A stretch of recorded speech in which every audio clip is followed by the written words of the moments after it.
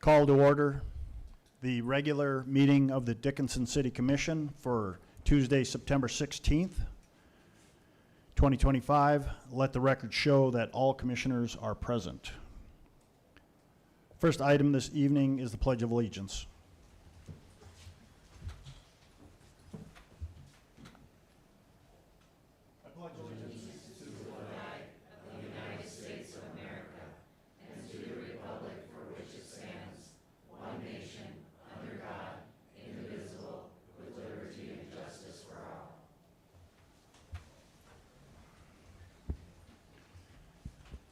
Thank you all for attending this evening.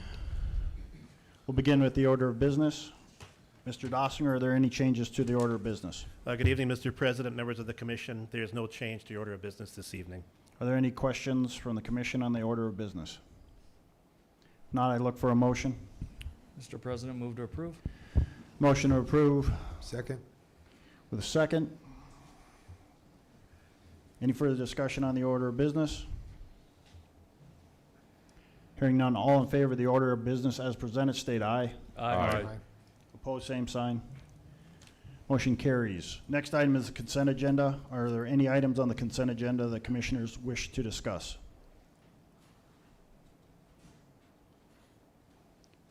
If there are no items on the consent agenda open for discussion, I'd look for a motion. Mr. President, I move to approve. Motion to approve by Commissioner Bear. Second by Commissioner Riddle. Any further discussion on the consent agenda? Hearing none, we'll vote. Dr. Bear? Aye. Mr. Riddle? Aye. Mr. Frederick? Aye. Mr. Murphy? Aye. Chair votes aye. Motion carries. We will move right into it. Administration and Finance. First item this evening, we have a proclamation.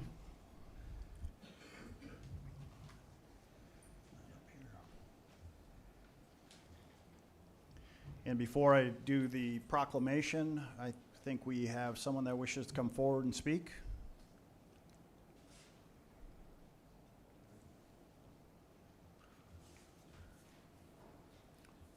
Ms. Bidstock, is he still wishing to come forward and speak?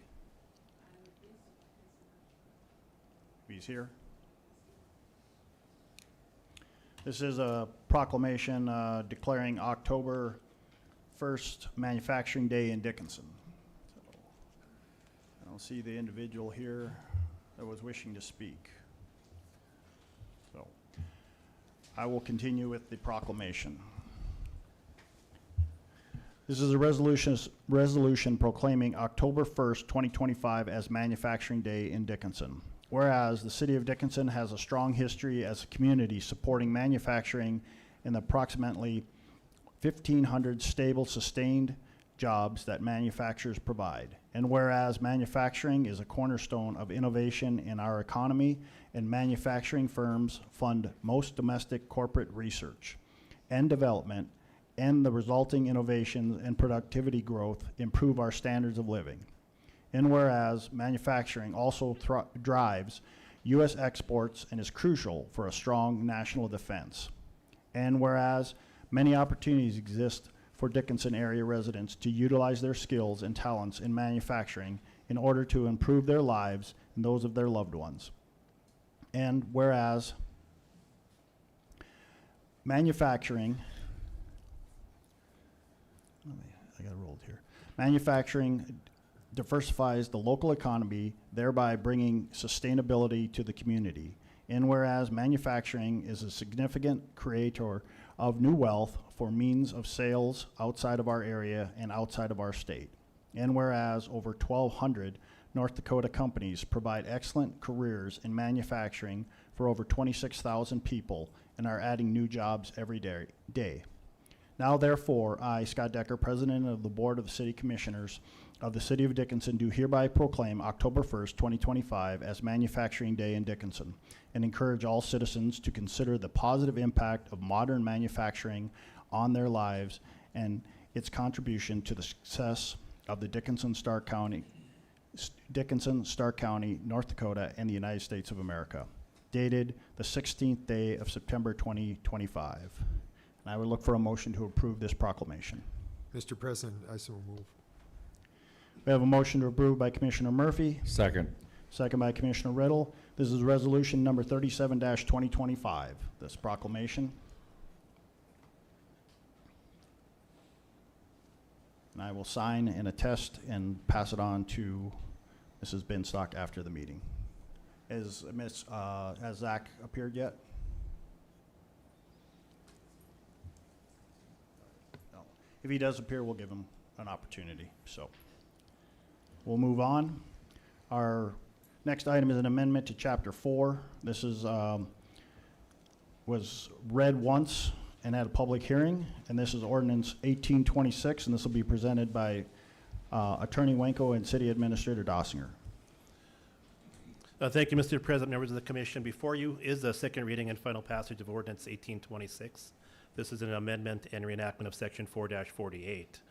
Currently, section 4-48 of municipal code requires a deadline for the bidding process to be set prior to October 1st of each year for the Legacy Square concession liquor license. City staff recommends the bidding process deadline be moved from October 1st to November 15th of each year. City staff recommends approval. Thank you, Mr. Dossinger. Any questions for Mr. Dossinger on the amendment to Chapter 4? Again, this is ordinance 1826. If there are no questions, I look for a motion. Mr. President, I move to approve. We have a motion to approve by Commissioner Bear, Second. second by Commissioner Frederick. Any further discussion? Hearing none, we'll vote. Dr. Bear, Aye. Mr. Frederick, Aye. Mr. Riddle, Aye. Mr. Murphy. Aye. Chair votes aye, motion carries. Our next item is an amendment to Chapter 6. This will be presented by City Attorney Wenko. Thank you, Mr. President, Commissioners. Included in your chapter is the ordinance to amend Chapter 6 with regard to the running at large violations. The purpose of this chapter is to, I'm going too further. The purpose of this chapter, this edit, is to make sure that the violation, the fine violation is identified squarely within the chapter. There have been no additional changes since the first reading, and staff recommends approval. Thank you, Mrs. Wenko. Are there any questions for City Attorney Wenko on ordinance 1827? If there are no questions, I'd look for a motion. Mr. President, I so move to approve. We have a motion to approve by Commissioner Murphy, Second. second by Commissioner Riddle. Any further discussion? Hearing none, we'll vote. Mr. Murphy, Aye. Mr. Riddle, Aye. Mr. Frederick, Aye. Dr. Bear. Aye. Chair votes aye, motion carries. We also have an amendment to Chapter 58. This is ordinance number 1828. City Attorney Wenko. Thank you, Mr. President, Commissioners. Included in your packet is an ordinance identified as Ordinance 1828. This will amend and reenact Section 58-4. The reason why we are making this change is with the adoption of Municode, some of our headings in our criminal code section have changed. The purpose of this change is to revert back to the old terminology in our prior code. So the issuance of warrant will return to the vernacular that we usually refer to, and that's failure to comply. There have been no changes since the first reading, and staff recommend approval. Thank you, Ms. Wenko. Any questions for City Attorney Wenko on the Chapter 58 amendment? Again, this is ordinance 1828. This is the second reading, so if there are no questions, I'd look for a motion. Mr. President, move to approve. I have a motion to approve by Commissioner Riddle, Go ahead. second by Commissioner Bear. Any further discussion? Hearing none, we'll vote. Mr. Riddle, Aye. Dr. Bear, Aye. Mr. Frederick, Aye. Mr. Murphy. Aye. Chair votes aye, motion carries. And our last item is another amendment to Chapter 58-100. This is ordinance 1829. Ms. Wenko. Thank you, Mr. President, Commissioners. Included in your packet for second and final review and passage is Ordinance 1829. This will amend and reenact Section 58-100 of the city's municipal code.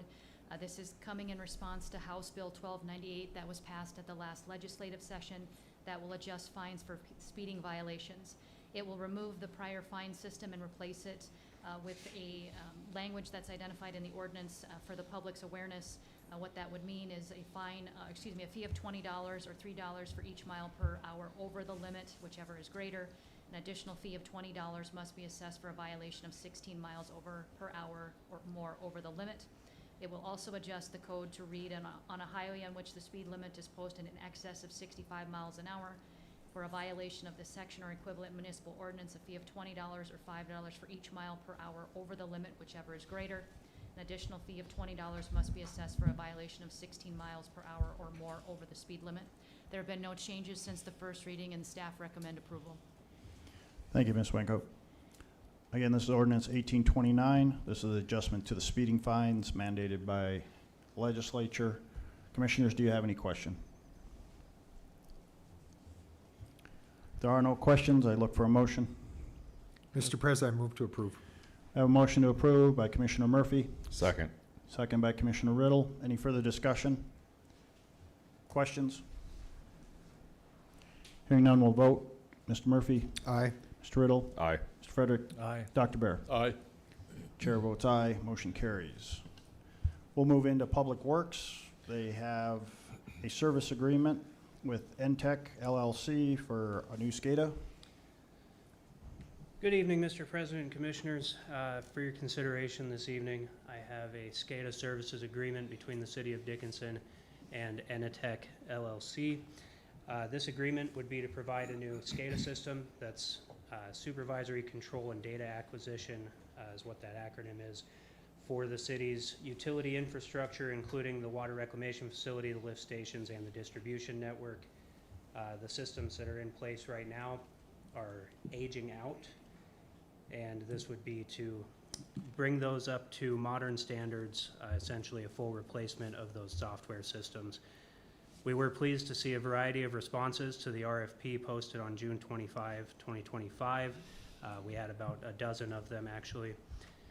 However, the unexpectedly large number of proposals caused the evaluation and selection of respondents to take longer than expected, hence why we're here in September. We would like to thank engineering staff for their help and support in scoring and in the scoring and interview process for this RFP. Enitech is headquartered here in Dickinson, which should provide a pretty significant reduction in potential downtime for service after the new SCADA system is in place as well. And then I included both in the memo and on the slides here an estimate of cost that was provided by Enitech. This agreement has been reviewed by city staff and Attorney Wenko, and it's staff recommendation to approve the agreement with Enitech LLC. I'm happy to answer any questions. Thank you, Mr. Waldo. Are there any questions for staff on this agreement with Enitech? Mr. President, Commissioner Bear. Jake, a question. When we went on the tour last Monday, is this that software you were showing my wife and I? Yes, That'd be correct. it? So Okay. this software allows staff to diagnose, troubleshoot, and sometimes even fix any issues that arise with those systems right from their houses or remotely from the actual site. It's a vital piece of our infrastructure as far as providing diagnostics for pumps, valves, all those sort of pieces of equipment. Okay, so this is the piece you were telling me that coming up in front of us. Correct. Okay, awesome. Thank you. Correct. Are there any other questions on the Enitech agreement? Not, I look for a motion. Mr. President, I move to approve. Motion to approve by Commissioner Bear, Second. second by Commissioner Frederick. Any further discussion or questions?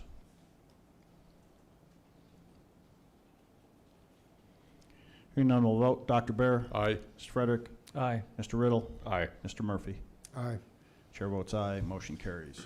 Thank you. Thanks, Commissioners. Have a good night. Next, we'll be moving into community development. First item up is our East Broadway Dam letter of support, and this will be presented by Senior Engineer Keller.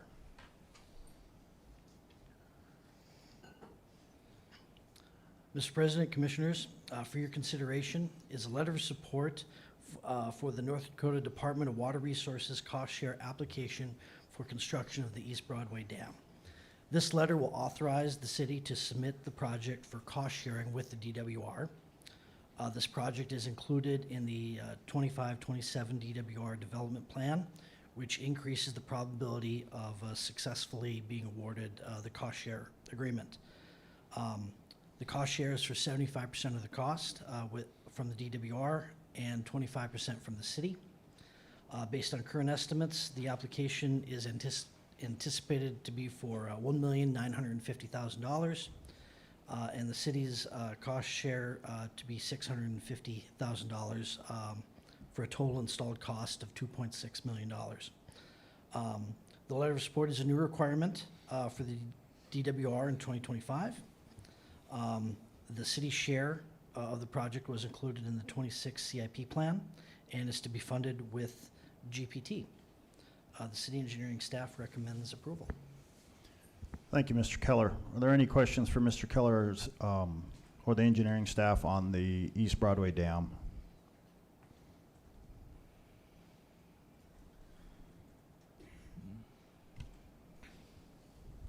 If there are no questions, I'd ask for a motion.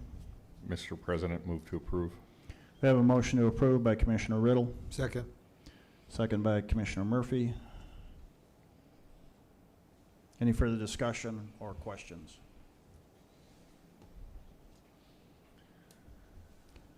Hearing none, we'll vote. Mr. Riddle, Aye. Mr. Murphy, Aye. Dr. Bear, Aye. Mr. Frederick. Aye. Chair votes aye, motion carries.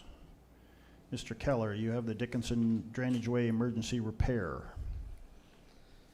Mr. President, Commissioners, this is for information. An emergency repair is required in the Dickinson Drainage Way due to erosion from stormwater. This is the area near Edward Jones and the Circle K gas station. This repair project will provide an interim fix for the erosion until the Dickinson Drainage Way study and evaluation is complete, and this could potentially be a permanent structure. The estimated cost for the repair is $137,000 and will be funded from cash on hand. As this is a very visible area for the community, that's why we've included this on the agenda item. No action is required at this time. Again, this was merely to inform you and the public about what's going to be going on here in the next few weeks in this area. Okay, thank you, Mr. Keller. Any questions for Mr. Keller on this emergency repair of the Dickinson drainage? Now look, isn't this what we just fixed? Now that I look at this again? Okay. We fixed the northeast side. This is the southwest corner, right across the bank, so. Okay. Same kind of process? We're gonna stabilize the bank, or? Mr. Commissioner, we are going to be installing a concrete block retaining wall on the south bank to stabilize the bank, as opposed to a shotcrete wall, which was used to fill the or to reinforce the north bank. Okay, thank you.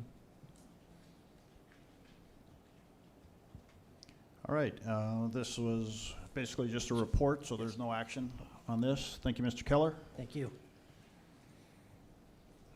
We have a final plat for the Prairie Creek Third Minor Subdivision. This will be presented by City Planner Burchak. Evening, Commissioners. Natalie Burchak, City Planner.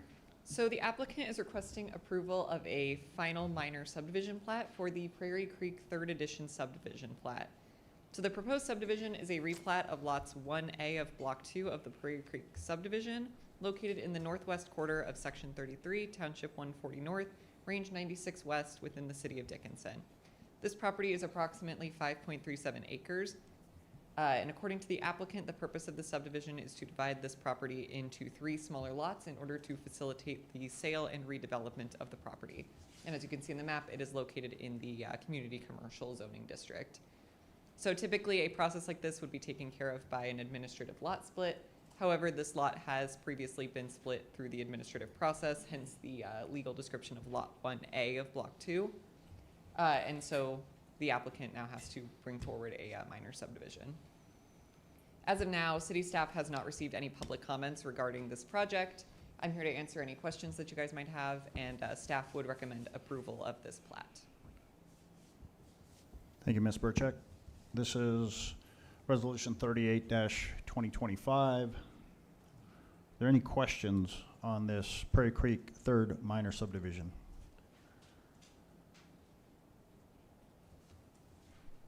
Any questions?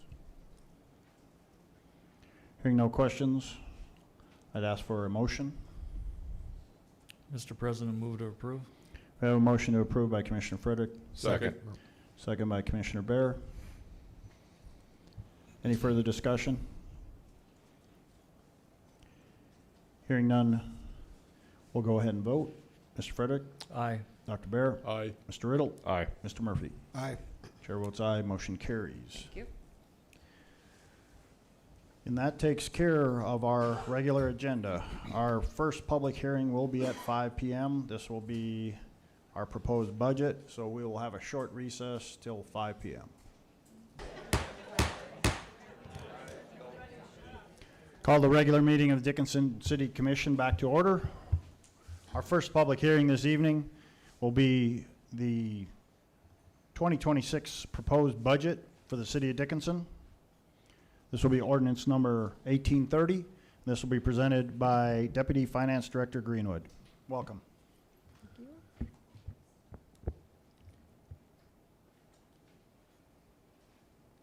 It was on, okay. Good evening, Mayor Decker and commissioners and the public. We have a good turnout. Everyone wants to listen to the budget, huh?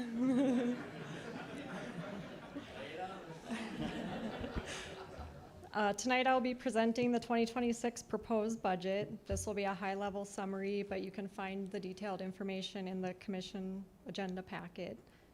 And that goes for the public too. You can go on our website and look at all 70 pages if you'd like. This first slide, this is the general fund expenditure summary by department, which has an overall increase of 7.79%.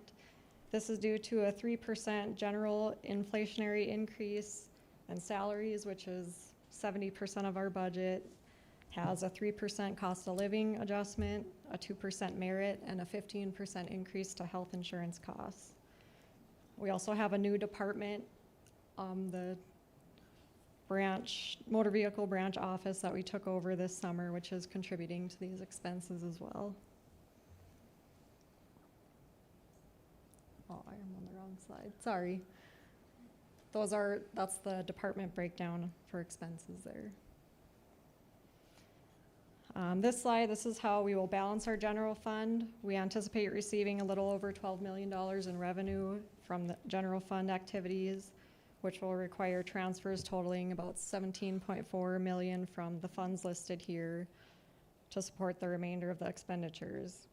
Usually we make a large transfer from the oil impact fund, but this year we're proposing to use cash on hand instead of about $3.4 million. And that way we can leave funds in that oil impact fund for capital projects because that balance is being used up. We will most likely come in under budget for expenditures and won't need to use that much, but that's how we'll balance it. Our estimated year-end cash balance right now is about $7.3 million for the general fund. This is all city funds, which includes our enterprise funds and our special revenue funds, which has an overall increase of 7.5%. Some of the major expenditures from the 1% sales tax revenue include the expansions for the library, museum, and airport. And we also have a lot of projects in the enterprise funds that we will be using about $5 million in cash on hand for. And that includes the Baylor building expansion, the water reclamation facility, and the sanitary sewer manhole repairs. We made a couple changes to the debt service funds there. You see there's a new line called SRF debt service. Currently, all of our SRF bond payments are reported in the wastewater fund, but a lot of that debt is for other enterprise funds. So we're gonna move those out, put them in a debt service line, and then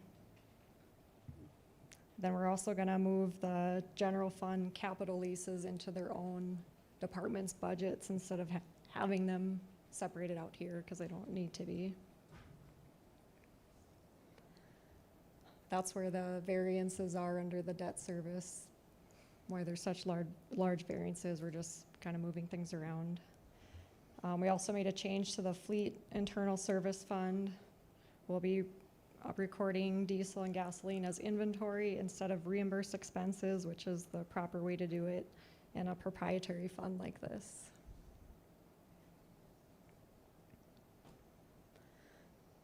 Here's the list of our personnel requests. I have the amounts that the departments requested in one column and then the amounts approved in the column next to it. The ones in green are 4 new positions that were approved, and the others are promotions and reclasses.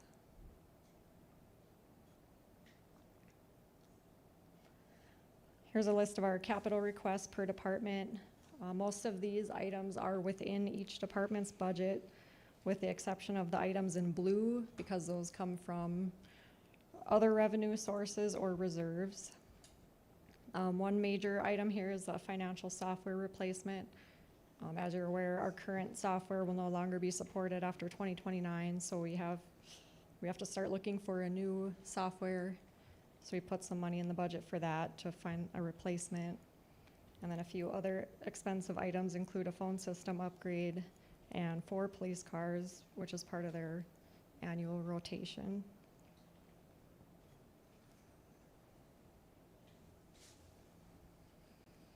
These are the proposed subsidy amounts that were recommended by the committee. Most of these are similar to last year. The funds from ARPA must be expended by 2026, so we will use the remainder in that fund for eligible public health expenses through our EMS department.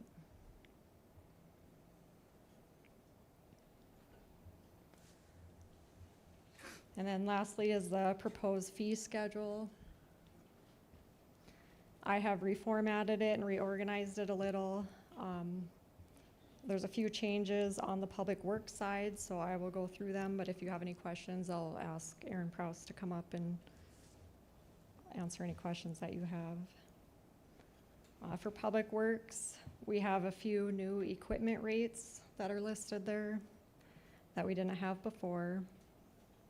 Then we're also adding a percentage onto our actual cost for road chemicals. And then we're removing the street repair section since that work is completed by contractors. Under solid waste, we're increasing costs for asphalt material, asbestos, tires, and refrigerated appliances. And then we're also adding a $5 fee for mattresses.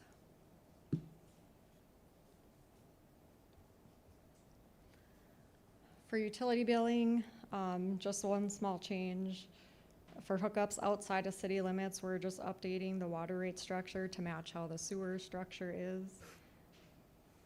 So it'll look just like the sewer rates. For wastewater, we're adding a 300-foot minimum for the camera inspections and removing a few items. And then we're also adding the prices for the meters.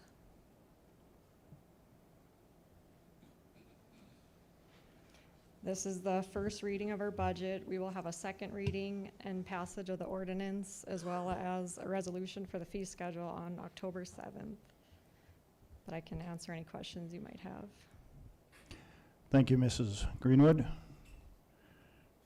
Are there any questions from the commission for Ms. Greenwood or city staff? I think Ms. Greenwood did an excellent job. Just one addition I'll add, besides taking over the DMV, the title section, we also took over ambulance service July 1st. So that is an additional cost to the city of Dickinson. So right now we're waiting to see through our billing process how that's going to turn out for us. So again, this is ordinance 1830. If commissioners, if you don't have any questions for Mrs. Greenwood, I will open up the public hearing. If you wish to come forward, you'll be allowed 5 minutes. to speak to the 2026 proposed budget. You can have any questions for us as commission or city staff.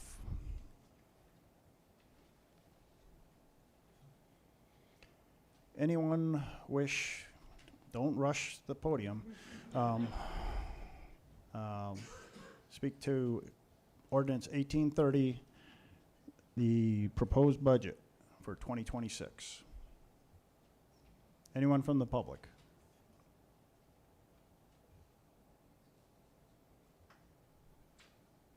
Anyone from the public wish to speak to ordinance 1830, the 2026 Dickinson proposed budget?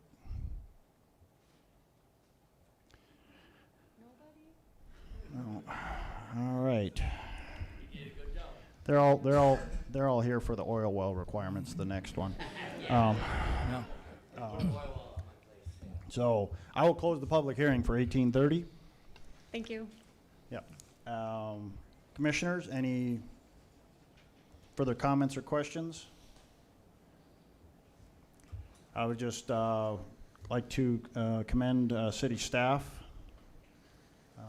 They worked really hard on this budget this year, made the process, I think, pretty easy for us as commissioners. They knew what we wanted going in, to keep everything as low as possible while taking over additional duties within the city and taking care of our staff. So I really like to commend them on their effort this year on the budget. So if there are no more comments or questions, I'd look for a motion. Mr. President, I move to approve. A motion to approve by Commissioner Bear. Second. Second by Commissioner Riddle. I think that's what I heard. My hearing's not that great, so. Any further discussion?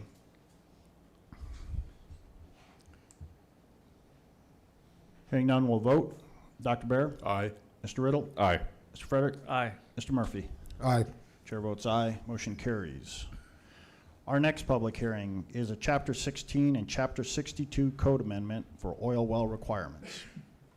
This will be presented by City Planner Burchett. Evening, Commissioners. Natalie Burchak, City Planner. So, Community Development staff is requesting approval of a zoning text amendment to Section 16-166 Conditional Use Permit Site Plan and Section 16-167 Inspections in Chapter 16 Environments, as well as Table 62-162-2 Permitted Uses by Zoning Districts in Section 62-162 Development Regulations in Chapter 62 Zoning of the Dickinson Municipal Code. So the point of this amendment is to remove the requirements of approval of a conditional use permit and a special use permit for oil wells and resource extractions in order to better align the Dickinson Municipal Code with the North Dakota Century Code requirements regarding the permitting of oil well drilling. So in our current municipal code, it requires a conditional use permit in order to drill any kind of oil wells within the city of Dickinson or the city of Dickinson's extraterritorial zone. Permitting oil wells is within the jurisdiction of the North Dakota Industrial Commission, not with city government. So the proposed change removes that requirement of the conditional use permit and instead will include the language at the bottom. City Commission shall hold an official public hearing giving at least 15 days notice of said public hearing, the purpose of which shall be to determine whether any additional reasonable requirements shall be placed on the proposed site as determined by resolution. In regards to the North Dakota Industrial Commission or NDIC requirements, this resolution shall be considered as proof the applicant has informed the city of their proposal. This resolution shall be shared with the NDIC as part of the applicant's permit application.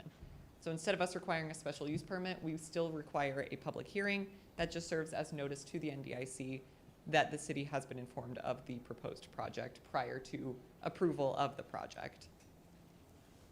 Section 16-167 is getting amended again to remove any language involving a conditional use permit and just ensuring conformance with NDIC requirements.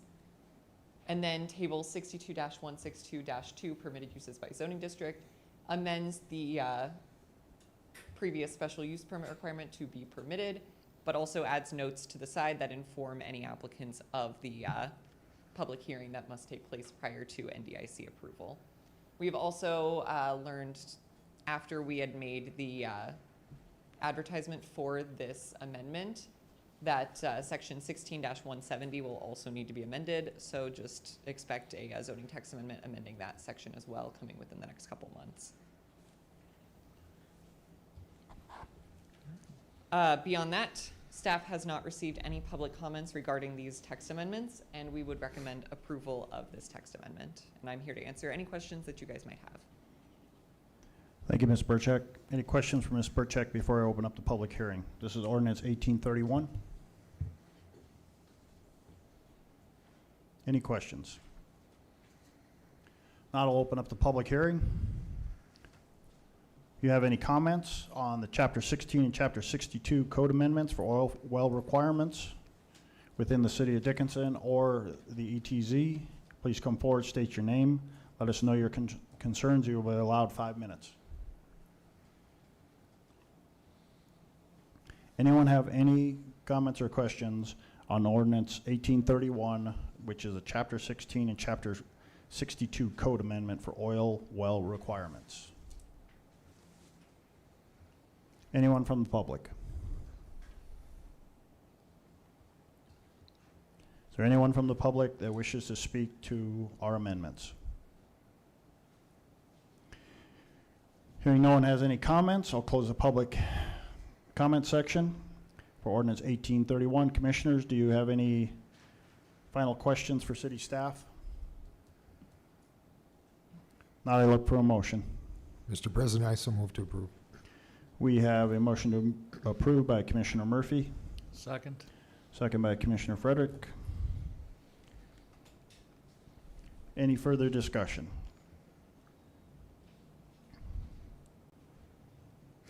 Hearing none, we'll vote. Mr. Murphy? Aye. Mr. Frederick? Aye. Dr. Bear? Aye. Mr. Riddle? Aye. Chair votes aye, motion carries. Thank you. Our next public hearing will be the Scout Energy Well recommendations. This will be City Planner Burchak. Thank you, Commissioners. Natalie Burchak, City Planner.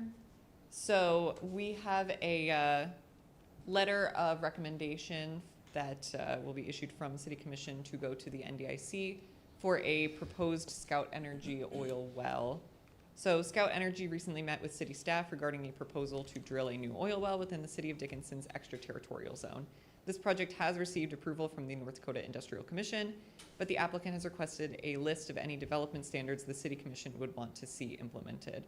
For your consideration is a list of development requests to issue to Scout Energy to implement on this proposed site.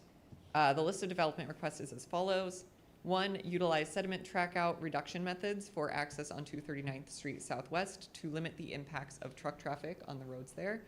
2, collaboration with the Dickinson Fire Department when emergency response drills are occurring to improve the ability to respond to potential emergencies. And 3, limit truck traffic to only utilize 39th Street West as a dedicated truck route to and from North Dakota Highway 22. Although city staff is not able to enforce these suggested requests due to the site being within the jurisdiction of the North Dakota Industrial Commission, this resolution would ensure Scout Energy and the City of Dickinson are clear on the expectations around operations at the proposed site. We have not received any public comments regarding this letter. Community development and the applicant is present online to answer any questions that you might have on the project. Community development staff would recommend approval of this letter of recommendation. Thank you, Ms. Burchak. Are there any questions for Ms. Burchak or any questions for the representatives online?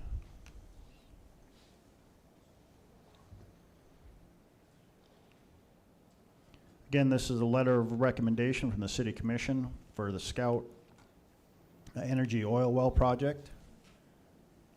There are no questions from the City Commission. I will open up the public hearing. If anyone wishes to come forward, please state your name. Let us know your concerns or questions on the Scout Energy Oil Well Project. Anyone from the public?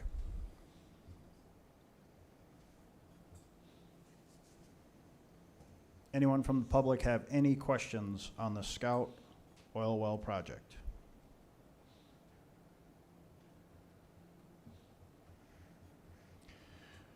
Seeing no one has any questions or concerns on the Scout Energy Well, I will close the public hearing. This is a letter of recommendation. Commissioners, do you have any further questions? Hearing none, I'd look for a motion. Mr. President, I move to approve. Motion to approve by Commissioner Frederick, Second. second by Commissioner Bear. Any further discussion? Hearing none, we'll go ahead and vote. Mr. Frederick, Aye. Dr. Bear, Aye. Mr. Riddle, Aye. Mr. Murphy. Aye. Chair votes aye, motion carries. Ms. Burchick, you have a public hearing on Lot 18, Block 1, Southview Homes, 10-foot easement vacation. Thank you, Commissioners. Natalie Burchak, City Planner. For your consideration is a petition to vacate a 10-foot utility easement located on the south edge of Lot 18 in Block 1 of the Southview Homes subdivision, located in the southeast quarter of the southwest quarter of Section 10, Township 139 North, Range 96 West, located within the City of Dickinson. According to the applicant, the purpose of this easement vacation is to construct a garage on the property, which is currently going to be located within that easement.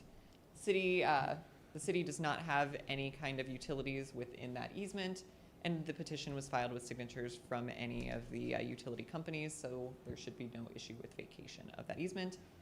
And utilities can still be provided by easement on the rear end of that lot. Staff has not received any public comments regarding this project and would recommend approval of this easement vacation petition. Thank you, Ms. Burchick. Any questions for Ms. Burchick before I open up the public hearing? This is Resolution 39-2025. Are there any questions from commissioners for city staff? So commissioners have any questions, I'll open up the public hearing. Does anyone have any questions on the easement vacation for Lot 18, Block 1, Southview Homes? Anyone with any questions? Anyone have any questions or concerns on this easement vacation? Seeing no one has any comments or concerns on Resolution 39-2025, which is the Lot 18, Block 1, Southview Homes 10-foot easement vacation, I'll close the public hearing. Commissioners, any questions for city staff? Now I look for a motion. Mr. President, move to approve. Motion to approve by Commissioner Riddle, Second. second by Commissioner Murphy. Any further discussion? Hearing none, we'll vote. Mr. Riddle, Aye. Mr. Murphy, Aye. Dr. Bear, Aye. Mr. Frederick. Aye. Chair votes aye, motion carries. Thank you. Ms. Burchick, you have a special use permit for the Siler SUP.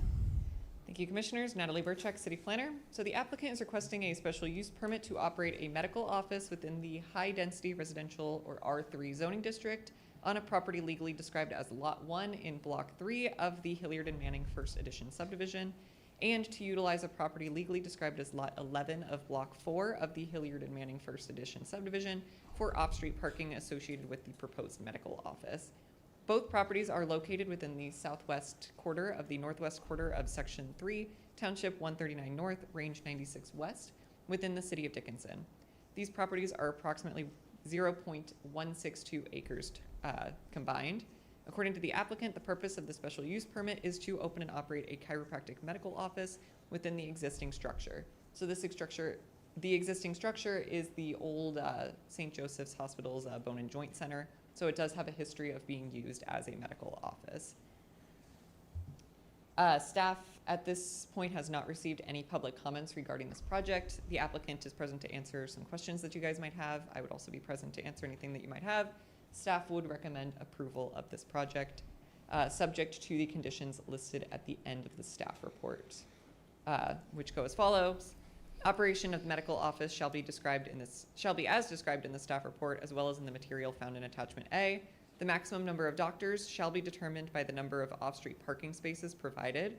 The SUP approval shall expire with any change in ownership of the business or property. All subsequent owners of the property shall be required to reapply for an SUP approval. All operation and site designs must abide by all relevant city, state, and federal guidelines, and the two lots included in this permit may not be sold separately by the applicant. In the event that either lot is sold, then the special use permit is considered voided and the facility must cease operations. Thank you, Ms. Burchick. Any questions on this special use permit?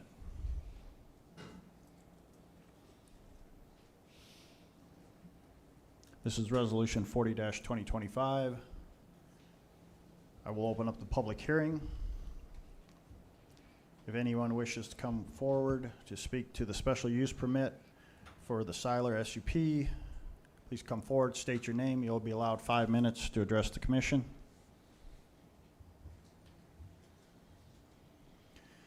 Anyone have any concerns or questions on the Siler SUP for the chiropractic clinic located to the south of the old St. Joe's Hospital? Any questions or concerns? Seeing no one has any questions or concerns, I'll close the public hearing. This is 40-2025. Commissioners, do you have any more questions for city staff? Mr. President, Commissioner Murphy? at the meeting, I know there was a concern about some parking pylons on the parking. Do you know if that ever got addressed? So the parking pylons would be more of a conversation between the Okay. property owner to the south and then the applicant. Are there any other questions for city staff? Not, I look for a motion. Mr. President, I move to approve. Motion to approve by Commissioner Murphy, Second. second by Commissioner Riddle. Any further discussion? Hearing none, we'll vote. Mr. Murphy? Aye. Mr. Riddle? Aye. Mr. Frederick? Aye. Dr. Bear? Aye. Chair votes aye. Motion carries. And Ms. Burchek, you have a special use permit for the United Way SUP. This will be Resolution 41-2025. Thank you, Commissioners. Natalie Burchak, City Planner. So the applicant is requesting approval of a special use permit application for a group living facility that would be located on a 1.25 acre property located at 2143 6th Avenue West within the city of Dickinson. So this property is currently zoned as community commercial or CC.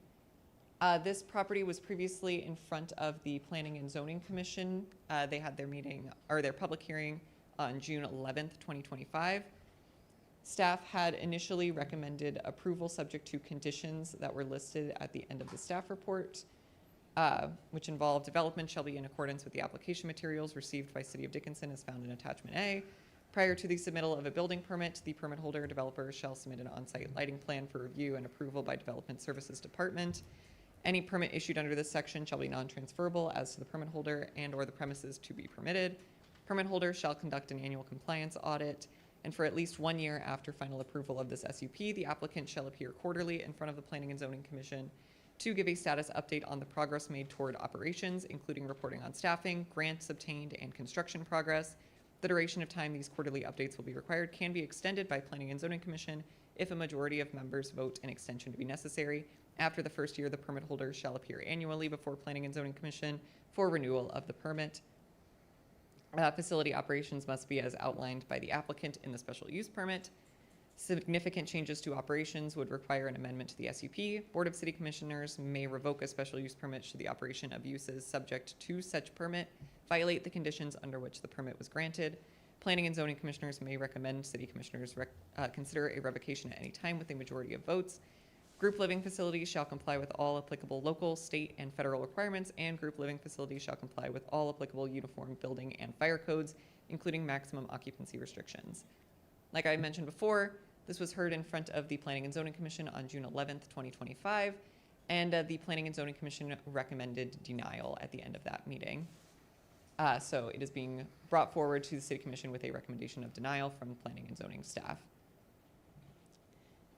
As of now, the city has received a total of 30 letters from the public. These have varied from letters of support and letters of opposition. We've gotten letters of support from the Governor's Office of North Dakota, as well as from Dunn County and from the Bismarck Diocese, whereas we've also received letters of opposition from the adjacent property owners, as well as a petition of, I believe, around 400 signatures. That was just a petition of opposition against this project. So, as I mentioned, city staff would recommend, or I'm present to answer any questions that you guys might have. The applicant is also present to answer any questions that you might have. All Documents that the applicant has submitted to the city were included in the city commissioner's packet. City staff recommends approval subject to conditions. Planning and zoning staff recommended denial. Commissioners, are there any questions for Ms. Burchak or city staff before I allow the applicant to present? Thank you, Ms. Burchak. The applicant wishes to present. We allow them 15 minutes to present.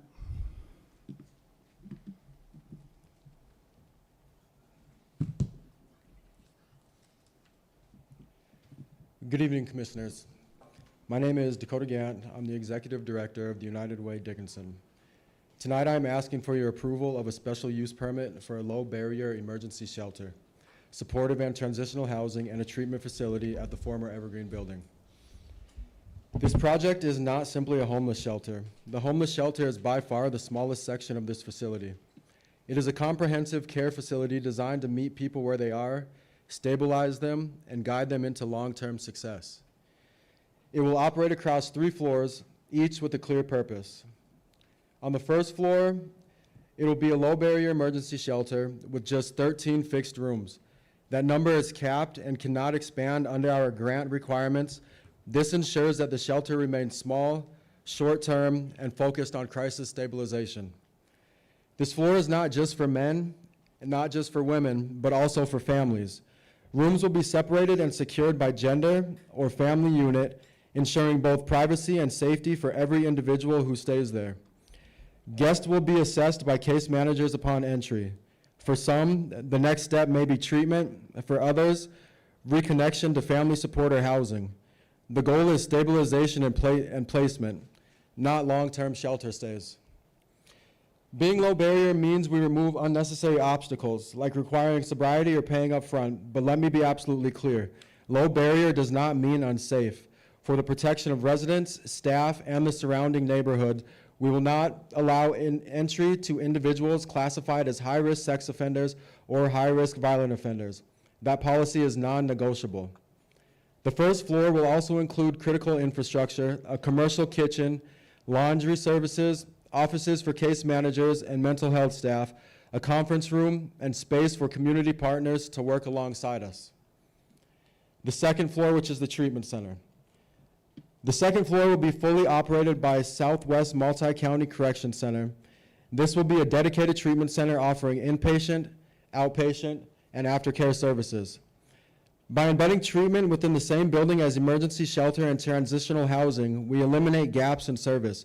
Instead of sending someone across town or putting them on a waiting list, we can seamlessly move individuals into care.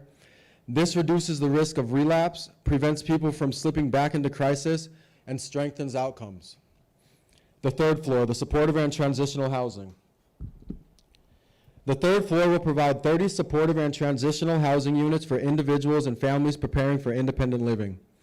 Like the first floor, the third floor is not just for men, not just for women, but also for families. Units will be separated and secured by gender or family unit to provide privacy, dignity, and safety. This program combines compassion and accountability. Rent contributions, routine drug and alcohol testing, curfews with flexibility, of course, for work schedules, case management, and life skill training. Each resident will follow an individualized plan, whether focused on employment, education, family reunification, or preparing for independent housing. Justice-involved individuals will be supported in coordination with probation and parole officers, ensuring accountability while promoting successful reintegration. This floor is about preparing people for independence, not just housing. It is a program with accountability, responsibility, and opportunity. The safety and community accountability. Safety is at the heart of this facility. Our measures will include 24/7 professional security staff trained in de-escalation and crisis response, controlled entry points, cameras, and locked doors throughout the facility, a fence perimeter where needed to define boundaries and ensure safety, a designated smoking area to limit disruption in the neighborhood, belongings searched at intake, always with dignity and respect. Ongoing safety checks. For the protection of everyone in the facility, staff reserve the right to conduct searches of personal belongings or living areas at any time if there is a safety concern. These searches will always be carried out professionally, fairly, consistently, with the goal of maintaining a secure environment for residents, staff, and the community. Comprehensive staff training in trauma-informed care, CPR first aid, overdose response, and confidentiality. This layered security measure ensures the safety of residents, staff, and the broader Dickinson community. Local priority, serving our community first. This facility is designed to serve Dickinson and the surrounding communities. Our priority is individuals and families with local ties, which are through housing history, employment, or family. While we will never turn away someone in a true life-threatening emergency if we have the space, but our first responsibility is to our neighbors, the people who live, work, and go to school right here. This assures our community that this facility is built for them, not for an influx of people from elsewhere. Some community benefits. This facility will deliver direct, measurable benefits to Dickinson and Stark County. Reduced jail costs. Stark County currently pays a minimum of $150 a day, roughly, nearly $5,000 per month per person, to jail individuals who often do not need incarceration, but instead need treatment or structured support. For just 10 people, that's over $600,000 per year. By diverting those individuals into this facility, the county not only saves taxpayers' dollars, but also gives people the chance to stabilize and reintegrate successfully into the community. Reduce cost across systems. Supportive housing saves an additional $6,900 per person annually by lowering emergency room visits, hospitalizations, and repeat arrests. Improved public safety. Instead of homelessness or repeated incarceration, individuals will be in a structured, supervised, accountable environment. Revitalization of property. Transforming the former Evergreen building from a vacant structure into a fully staffed, well-maintained, and productive resource strengthens the neighborhood, improves property value, and adds pride to the community. Without this project, the building could be purchased by a private owner and turned into a hotel or motel operated with little oversight, no security, and no professional staff. We have already seen examples of similar properties in our community where such operations become free-for-all environments for drug use and illegal activity. By contrast, this facility will bring accountability, 24/7 staffing, a structure to ensure the property contributes positively to Dickinson rather than creating new challenges. Family stability and children's education. Families will be kept together. Parents won't have to be separated from their children to access shelter. From last year's data, 94 students in Dickinson from early Head Start through 12th grade were classified as homeless. That means 94 children in our schools do not know where they would sleep at night, and if children are worried about where they will sleep or about safety, how can we expect them to focus on school? Currently, the DVRCC, which also serves as a women's shelter, is beyond capacity. And even when it has space, it can only serve women and children. What about families with both parents? What about single fathers?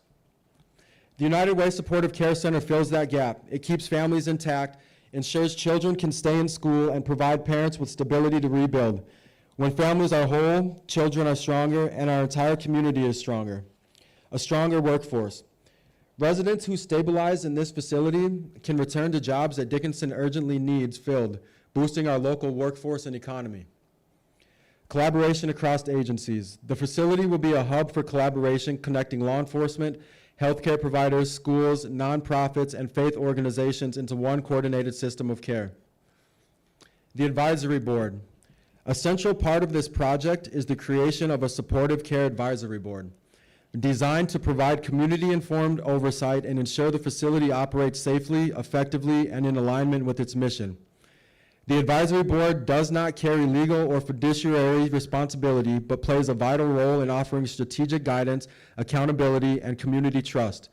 Its responsibilities include, but aren't limited to, strategic guidance, community advocacy, program evaluation and feedback, operational oversight, policy and governance support. The Advisory Board will include a diverse group of community leaders and stakeholders. Examples of individuals who may hold a seat on this board, but are not limited to: a city commissioner, a county commissioner, representatives from law enforcement, a United Way board member, an SWM CCC board member, local healthcare professionals, a neighborhood representative directly in the neighborhood, and a community member. In practice, this advisory board will regularly review operations, examine whether safety and program standards are being met, and ensure the center continues to serve its intended purpose. Their involvement guarantees compliance, responsiveness to community concerns, and alignment with the mission of recovery-oriented housing and services. Financial sustainability. Let me be very clear. United Way Dickinson has not asked the city or Stark County for $1 to fund this project. Not a single local tax dollar has been requested or committed. Startup funding has already been identified and will be finalized once we secure the building. This includes a $1 million home ARP grant from the state of North Dakota, $3.5 million Home Loan Bank of Des Moines grant for development and acquisition, $640,000 from CHS implementation grant for operation. Additional federal and state grants once the facility is operational. These grants will cover startup costs like renovation, staffing, repayment to our angel investor. But I also want to stress, this facility is not dependent on grants for long-term sustainability. Once open, it'll be supported by reliable revenue streams such as Medicaid reimbursements, state programs like Free Through Recovery and Community Connect, private insurance, rent contributions from individuals in supportive and transitional housing. At capacity, these are projected to generate over $3.2 million annually, making the center financially self-sustaining. Grants will help us launch strong, but ongoing revenue will keep us strong. And in closing, we are not standing alone in this effort. We have the support of every service provider in our community, along with the backing of our governor, his team, the North Dakota Behavioral Health Department, the North Dakota Catholic Conference, Dunn County, the North Dakota Department of Corrections, and Bishop David Keegan, and many leaders and individuals from Dickinson and the surrounding communities. The reality is clear. This problem is not going away. It's growing, both across North Dakota and right here in Dickinson. With this project, we have the opportunity to set an example for the entire state by offering the full continuum of care, shelter, treatment, and transitional housing, all under one roof. While the special use permit requires an annual review, we are willing to report quarterly or as required for the first year to prove that this will succeed. And with a full advisory board of community leaders at the table, accountability and transparency will be built in from day one.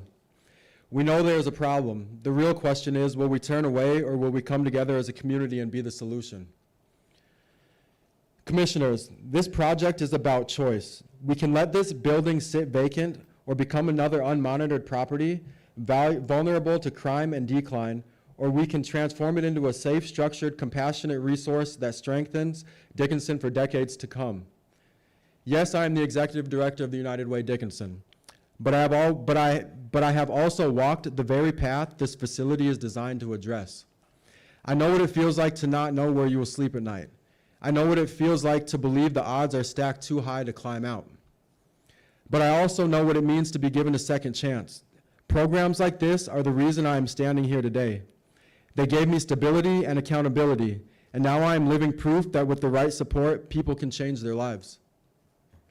And that's what this project is about. It's about the family who won't have to choose between keeping their family together or finding a place to stay. It's about the student who can finally focus on school instead of worrying where he will sleep at night. It's about fathers and mothers, sons and daughters, our neighbors, our coworkers, our friends, who deserve a chance to get back on their right feet. Because community is not left versus right. Community is not rich versus poor. Community is not healthy versus sick. Community is us, together, standing shoulder to shoulder, making sure no one is left behind. I'm not asking for charity. I'm asking for partnership. With the approval, we can make this facility the place where lives are rebuilt, families are kept together, and futures are rewritten. Thank you for your time and your trust and your consideration. Thank you, Mr. Gant. Commissioners, any questions for Mr. Gant? Mr. President. Mr. Commissioner President, Bear? I have several questions. Mr. Gant, you and I worked together on Yes, this sir. project, pretty much from the very beginning. It was handed over to me, and then it got handed over to you. I need to be very transparent on this. Everybody needs to know some of the things that are not being said here. I know there's a problem. This needs to be fixed. I have a lot of concerns about this facility, and I need to ask you these questions. First of all, can you explain for the public and the commission the difference between a low bar and a high bar? Low barrier and a high barrier? Low barrier, high barrier facility. Yeah, absolutely. So a low barrier facility is a housing first model, which means you can come into this facility as you are. There's no restrictions to coming into this facility. Like I said, the only restrictions would be high risk sex offenders and high risk violent offenders. A high barrier facility, there are different restrictions that the facility can place before entrance. Okay.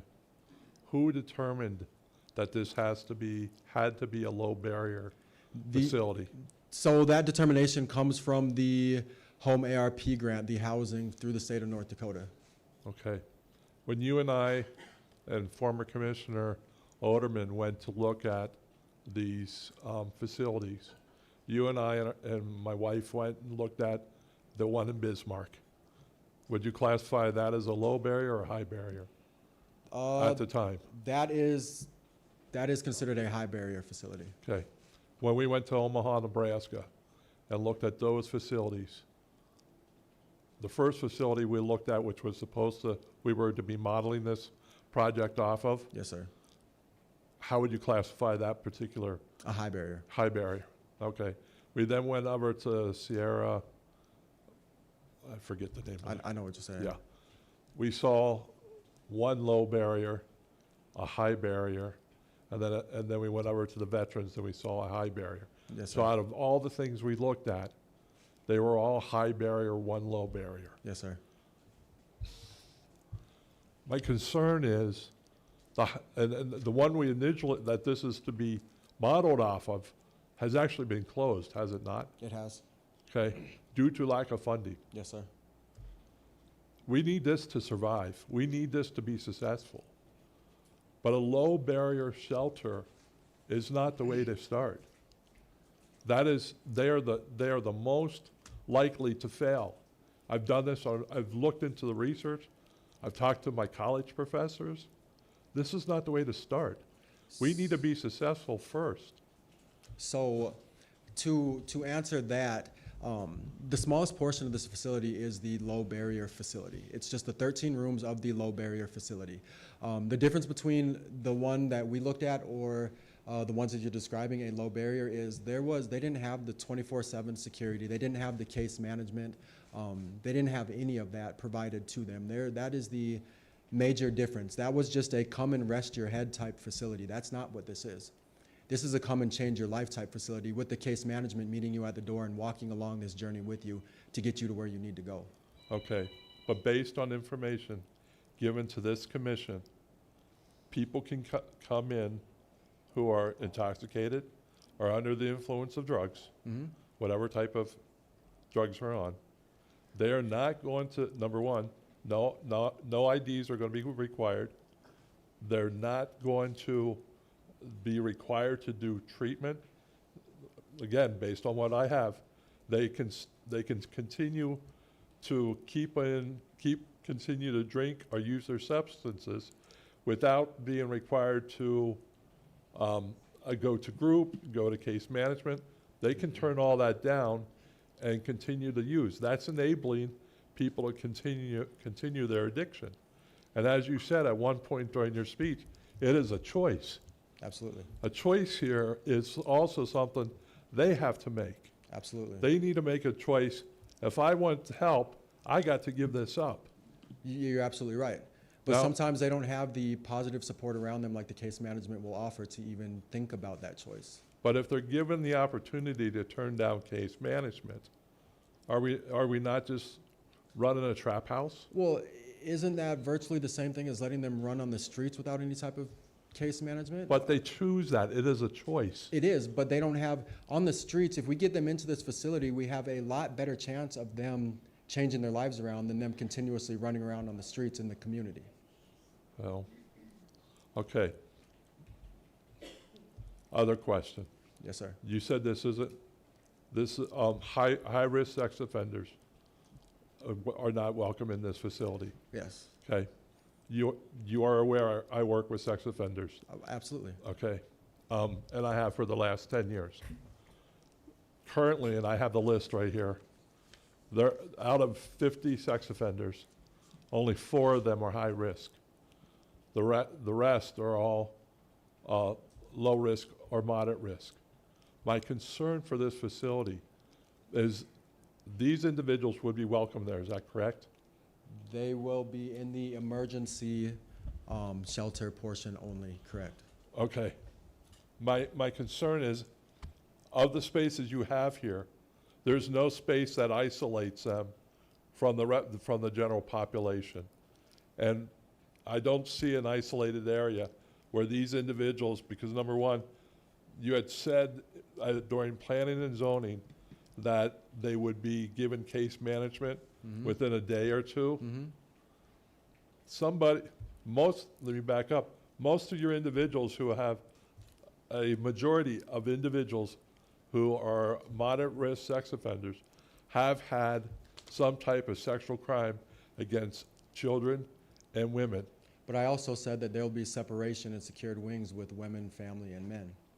All right, but then if you read further, when it talks about the dining area, it said they will all dine together.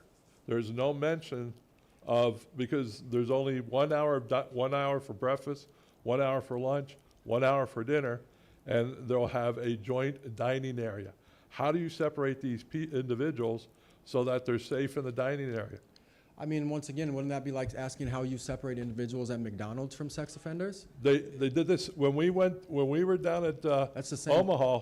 The men ate a separate time, and the women, in fact, they had a split area. Those facilities didn't have 24/7 security like Yes, they this did. facility. Yes, I did. I talked to them. I I- called them. They have I 24 guess hour. They have 24-hour. One security. security for 300 individuals. When we went to the low risk, they had 4 security in there when we were there. For 300 individuals. Yes. This facility is nothing like that. We're talking 13 individuals. We're talking 13. We're talking 200 if we add everybody. There's never been close to the number of 200. There's 13 rooms allocated for the emergency homeless shelter. 13 rooms only. So with what you're saying, if that was a possibility, even if they were all moderate sex offenders, that means a maximum of 13 sex offenders. But that's not what we're saying here. So then security doesn't take care of the rest of the facility? There's security on every floor. I've explained that multiple times throughout all of my presentations. There's security on every floor. And not only is there security, but like all of the staff will be secured in that area. We're talking 13 rooms for the homeless shelter part of this whole facility. But isn't that what the whole project was about? It was what? The whole project was to have a homeless facility. But then now we are being able to offer the full continuum of care. Because as we know, let me rephrase that. A lot of individuals that are dealing with homelessness are also dealing with mental health and substance abuse issues. So now they can come into this facility and get the whole continuum of care provided to them instead of having to be sent all over town. Yes, this originally was going to be the start of originally was going to be a homeless shelter, but it's expanded to where we can provide treatment to these individuals. We can also provide transitional supportive housing to these individuals. The smallest section, which I can't change due to the grant regulations of the 13 rooms, has to stay at the 13 rooms. And I know that's been a concern for the community, is there's going to be homeless all over the place. It can't go beyond the 13 rooms for that facility due to requirements and restrictions of what I have to follow with the grant. It has to stay at that. But back to your original question, there will be security, and there's no difference between kids and families eating at McDonald's with sex offenders around them. As you stated, there's 50-some or more sex offenders in this community. And those are only the registered ones that are accounted for. Mm-hmm. Correct? Correct. So to say what you said, you can't guarantee the safety of these children while sitting at McDonald's or sitting at Applebee's either. Well, first of all, if they're registered, they better not be showing up at McDonald's or Applebee's, because they'd be violating their probation. I guess that's me, I don't know. the They're laws and not allowed to restrictions go of- anywhere where there's children, there's conditions. Well, on them. I hear what you're saying, but I mean, hypothetically, we could say a grocery store, we could say anything like that. where But there's- this where is there's- supposed to be, this facility is to be a safe facility for everybody, Which it will be. all right? But, okay, so I'm going back to your stats. Badland Human Services, we have 143 individuals experiencing homelessness. Dickinson Public School identifies 80 children experiencing homelessness. Domestic Violence Center, Rape Crisis, said that they are regularly reaching capacity, having to turn women and children away. You only have 79 beds. Where are we going to put all those people? If you're full, where do we put those people? They're not, okay, can you break that down? Excuse me, Could you break that down with all of what people? where do we put, if Badlands saying we have it's right here on. That's the on purpose of this paper. facility, is to open more rooms to help out the DVRCC, or to help out these homeless children that we're speaking upon in the school systems. That's the purpose of that. We're But if not- you're putting people that are in drug and alcohol treatment, and they're on those floors. That's the second floor, just one floor. Just one floor. Okay, let me run this by you again. No, I understand The that. first floor is the 13 rooms of a homeless shelter, okay, with offices. The second floor is treatment only. SWMCCC will be their own entity on that floor. The third floor will be the 30 rooms of the supportive and transitional housing, which can help out the DVRCC when they're overbooked. When I have a woman that comes to my office with her kids that has nowhere to go because she's getting kicked out of her house for reasons beyond her control, that's where she can go. But if they're already full with other agencies, clients, then where do you put them? Then we will go back and fall back to the case management that we already do today to help these individuals get to where they need to go that's a safe place. We don't have any place to put them now.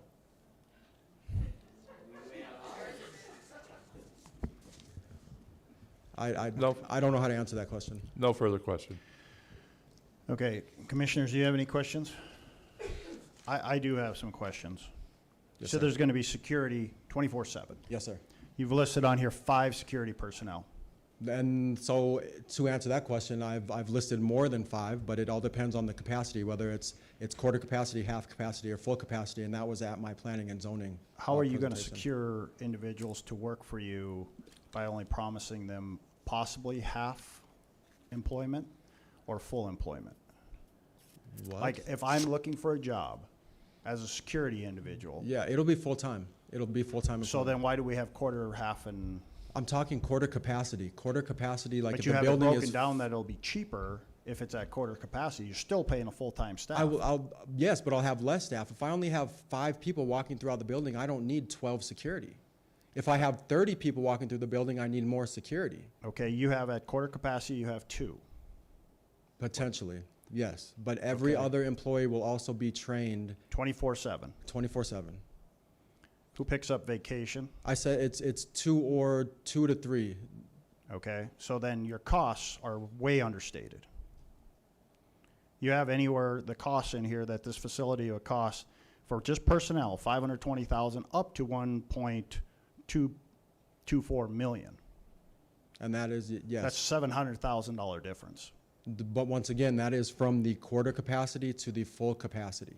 Okay, I don't have to have full staff within the facility if there's only quarter capacity residents in the facility. an individual cannot work 24 hours a day. I've never put that on that sheet. Okay, so that means if you put them at 8 hours a day, that's 3 per day, Absolutely, per floor. absolutely. Your numbers don't add up. With the quarter capacity, they definitely add up.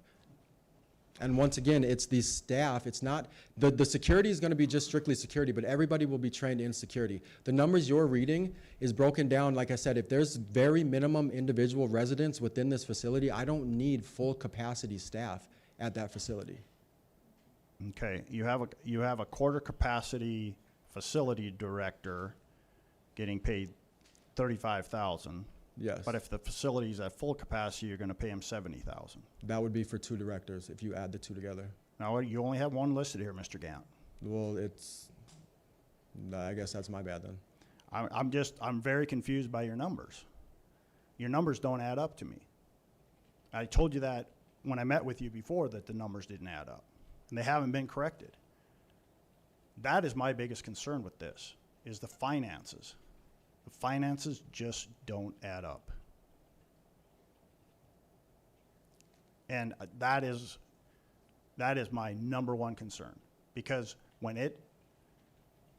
a grant fails or you don't get something, and the next thing, this will be right back in front of us. I know you just said we're not asking for a penny from you or the county, but I've seen this before. For sure, but I also said that we're not expecting grants for the sustainability of this facility. Those are the I'm very programs we already concerned. run. The programs we currently run at the United Way, or the SWMCCC, is where our sustainability is going to come from. To me, I don't understand how those numbers don't make sense, but I guess you're the one reading it. Okay. I don't have any further questions.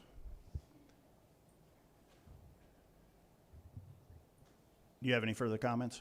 No, sir. If not, I will open up if commissioners, any questions? I'll allow the public to come forward, 5 minutes, time frame, present your questions or concerns or comments. My name is Allison Warner. Good evening, commissioners and presidents. Thank you for giving me a few minutes to speak tonight. My name is Allison Warner, and I'm the clinical director at the SWMCCC Community Treatment Program. And I'm here because I care deeply about the safety, health, and future of our community. I also understand the concerns many of you have heard about the proposed transitional facility, concerns about property values, crimes, and possibility that it could bring drugs into our neighborhoods. Those are reasonable fears rooted in love for our homes and families, and I share that love too. But I ask you to hear an alternative view, one grounded in evidence and in compassion. Transitional facilities thoughtfully designed centers that combine safe housing with job training, counseling, addiction recovery, and reentry services are not magnets for crime. Research on recovery residences and supportive housing shows they create structured, drug-free environments that support people who are actively trying to rebuild their lives. These programs help residents stay in recovery and connect to employment and health services, which reduces the drivers of criminal behaviors. For people returning from jail or prison, housing and wraparound services reduce the immediate pressures that push folks back into their harmful behaviors. Recent reviews and studies indicate that post-release supported accommodation can lower parole revocations and reincarceration by helping individuals meet supervision conditions, keep appointments, and access treatment. In short, support reduces relapses and recidivism. I also want to address the worry that supportive housing increases neighborhood crime or lowers home values.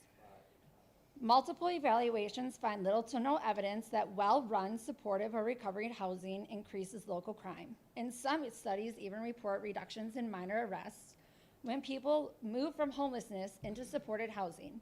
Neighbors' attitudes often do improve once the facility is up and operating, and the concerns prove unfounded. Beyond statistics, there is a human side that we cannot ignore. Behind every number or addict is a person. A parent trying to reconnect with their child, a sibling trying to reconnect with their loved ones, a veteran working to stabilize after trauma, someone who made a mistake and wants to contribute rather than continue to take. When we offered structure, training, and hope, we increased the chances that the person will become a productive neighbor and employee, not another problem on our streets. We can design this facility in ways that protect our neighborhood and meet residents' needs. Strict admission criteria focused on those actively seeking recovery and reentry services, on-site security and professional staff, clear rules prohibiting drug use and loitering, and measurable performance indicators that can be reported publicly. When programs are transparent and accountable, communities do better. If our goal is a safer, healthier neighborhood and community, this facility is a practical and compassionate part of that strategy. Investing in recovery and reentry reduces the cycle of addiction and crime, lowers the cost of repeated police and incarceration, and allows more people to find steady work and housing, outcomes that strengthen property values and community well-being over time. I do know change can be scary. I ask you to judge this proposal by realistic evidence and by the safeguards that we have put in place, not by your fear or not by your stigma. Let's work together to make sure any facility that comes to our community is run with transparency, accountability, and respect for each other. Let's hold it to measurable outcomes so we can all see the difference it makes. Dickinson has an opportunity to be a leader, to show compassion, responsibility, and that we can address addiction, crime, and recovery in a smart, evidence-based way without sacrificing safety or the value of our homes. I'd like to end my speech with a few quotes from some of our past and current clients of mine, in which we did ask them how a facility like this could have helped them in their path and journey of their recovery. And this is what they said. Change is possible, but if we refuse to help those in need as a community, then how will that ex-con find a job, or the ex-addict would? If prison was not enough for one to be able to get the acceptance, because we as convicts or drug addicts, we already have that on our backs. Supposedly we pay for our crimes, but that is not true. We get out of prison and we can't get that job because of our crimes, which is understandable. But if we as a community help those in need, instead of having to reintegrate them back into their crime and drugs, we would have them instead reintegrate into society, because I'm an example of what can happen when one is given another opportunity. If I would have had the opportunity for a facility like this one being proposed, I probably would not have used my anger as fuel. I feel like it would have made the field more hopeful and driven me to be a better person and not an angry person. Over time, throughout my incarceration, I was given the opportunities to work on that, and I'm no longer that angry person. I am that hopeful and changed person that I know I should be and can be. I'm using the good way more, but having an opportunity for a facility like this right away, before I went down such a dark path, could have saved me in multiple ways and many times. I have found Christ throughout my journey, and I believe that once someone who has had an addiction or criminal behavior has stopped finally being angry, and they find the hope, they can find Christ. I think this facility would give many people the opportunity to find hope and to stop being angry and to find Christ. Thank you for listening, and I'm happy to talk or answer any questions. As Dakota did say, we would be the treatment providers at the facility. So if you have questions on that, I'm happy to answer any. Any questions, Mr. comments for Ms. Warner? Mr. President. Commissioner Frederick? Ms. Warner, Yeah. you're currently in the community. Where are you guys located now? We are currently in the St. Joe's Plaza, where there's already an inpatient treatment center and two outpatient treatment centers and 2 daycares. Are you a state agency, or We are contracted state. so your funding is budgeted, or is it grants? It is budgeted, correct. And We then- do have grants as well. We did just get awarded the OSF grant as well through the Opioid State Settlement Fund, which we are going to be using a lot of that grant to kickstart this as well, to How many- become self-sustaining. So in the current location, how many inpatient rooms do you have? Right, we don't have inpatient at our facility right now. This would be an entirely new one, as it's very hard for our clients to get into any inpatient.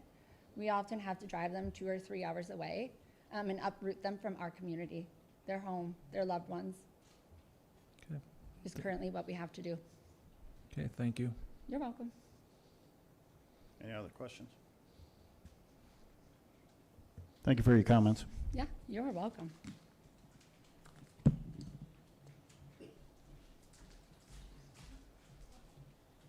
Hello. Hi. I brought my son with me today, so you guys can see Your name, ma'am? Melissa Banks. One of the Melissa many, Banks? yes, sir. Yes, One ma'am. of the many children who has been homeless, and my son has benefited from the utilization of transitional shelter programs. My name is Melissa Banks, and I've been a resident of Dickinson, North Dakota on and off since I was 9 years old. To say I've watched Dickinson grow and not really change is an understatement. We may grow in population, but we very rarely grow in many other areas. I've been homeless in Dickinson more than once. The lack of resources here is something we, as what so many claim as a Christian community, should be ashamed of. In 2010, I ended up homeless due to the extreme price hikes and rents. While I was employed, I could no longer afford the rents that the landlords were charging due to the increase in oil field work here. I ended up on the streets with my then barely 1-year-old daughter.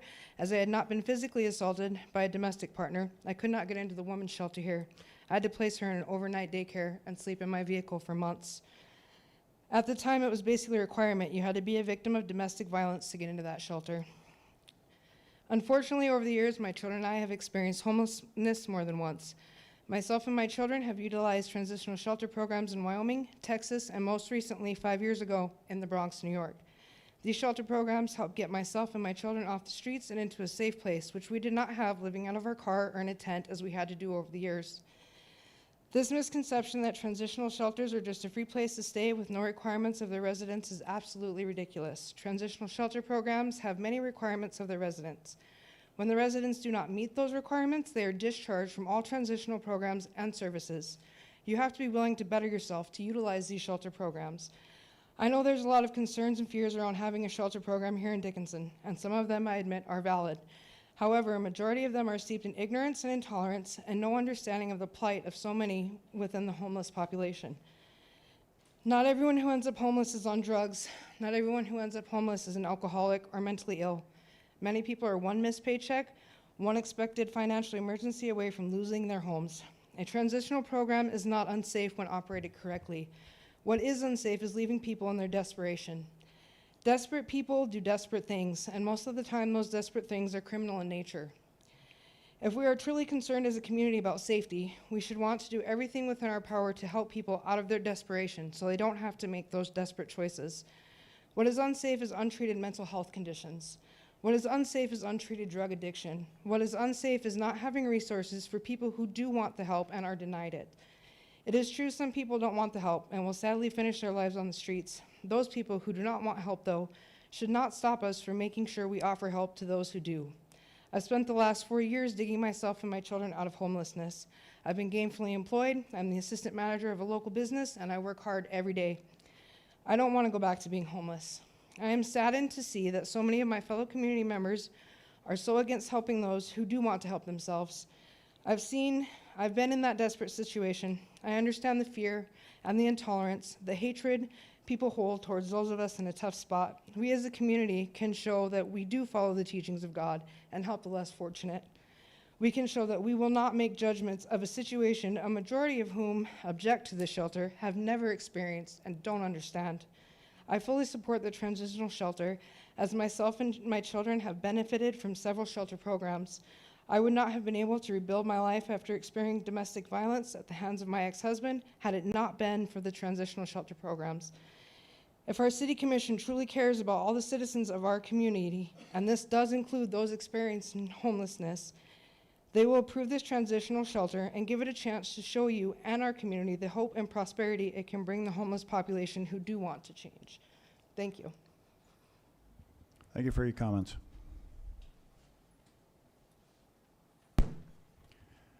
Anyone else wish to come forward?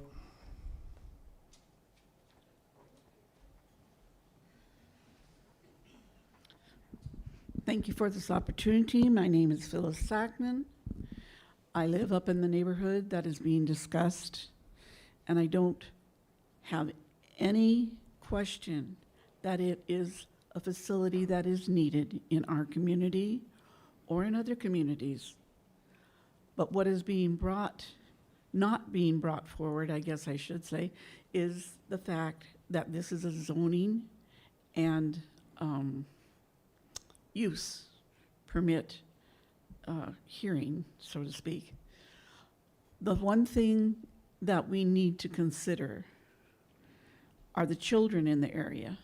We're already seeing an influx of some homeless people come into the area that are not a positive input. I've had people smoking on my back deck. I've had people wandering around. And because I am retired, I see these things and I am observing the neighborhood. We have had young people move into our neighborhood that have young children that play and run the streets, not unsupervised, but granted, they still are faction to be considered. We have a housing situation right behind the facility that is going to be highly impacted by it and by its usage. I have no doubt that there is a facility need for everybody, having come this close to, at one time, being homeless myself. However, there are places for such facilities, and I don't believe there should be this kind of facility in the former Evergreen facility due to the fact that it is right on a busy corner. It is a situation where we're uncertain as to how secure it's going to be for the rest of the neighborhood. And it's just leaving a lot of questions that are unanswered. We have heard that first it was going to be a homeless shelter. Well, no, now it's not going to be completely. It's going to be a rehabilitation center. And then we have heard that there is going to also be the House of Manna moved into that area. If you can imagine that being brought into one of the corners of the facility. And there is a map that shows where it's supposed to be in the building. This kind of thing does not belong in a residential area that is less than 2 blocks away from a school on one area and less than 3 blocks away from a school in the other area. I have a lot of misgivings about it, not the fact that there aren't people that need such a facility, but I have a lot of misgivings about the location. Thank you. Thank you for your comments.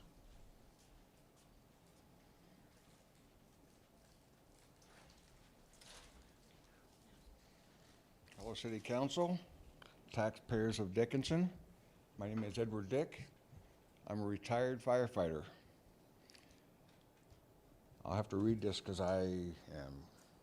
After the military, I became a EMT, 1974, firefighter, and here in the oil field, I was a safety officer. I have been in service to my fellow man my entire adult life. A word was used, compassion. Yeah, I guess I've had that. Okay. There is no up to this facility, period. It's going to increase your EMT, firefighters, police, everybody that's involved in first responders is going to be more of. I've been there, I've done that. I've done all those jobs but being a policeman. It's going to depress the home values. It's going to increase the emergency responses and more taxes. So taxpayers, get ready. You're going to be talking about another engine, another cop car. All those people are going to need more taxes for this city. And he mentioned there was a grant from the state. Where'd the state get their money? From us. So, yeah, I have compassion, but I also know about the other thing. You knew I was a snake when you picked me up. So if you understand that, it's going to come back and bite us no matter what we do with this. It's already there, but I do not support this facility at all. Thank you for your comments.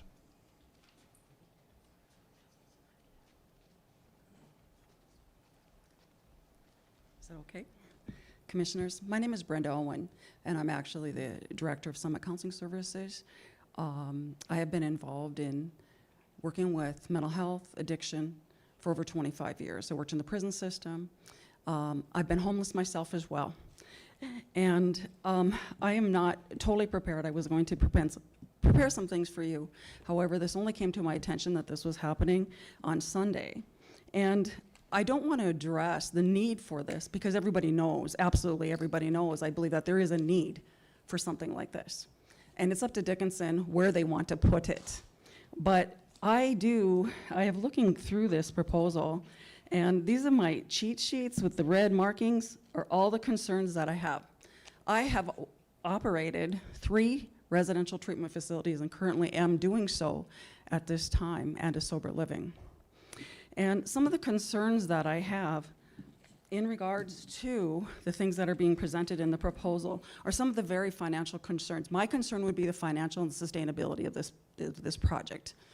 Okay, again, we all know that we need it, but some of the concerns that I have is that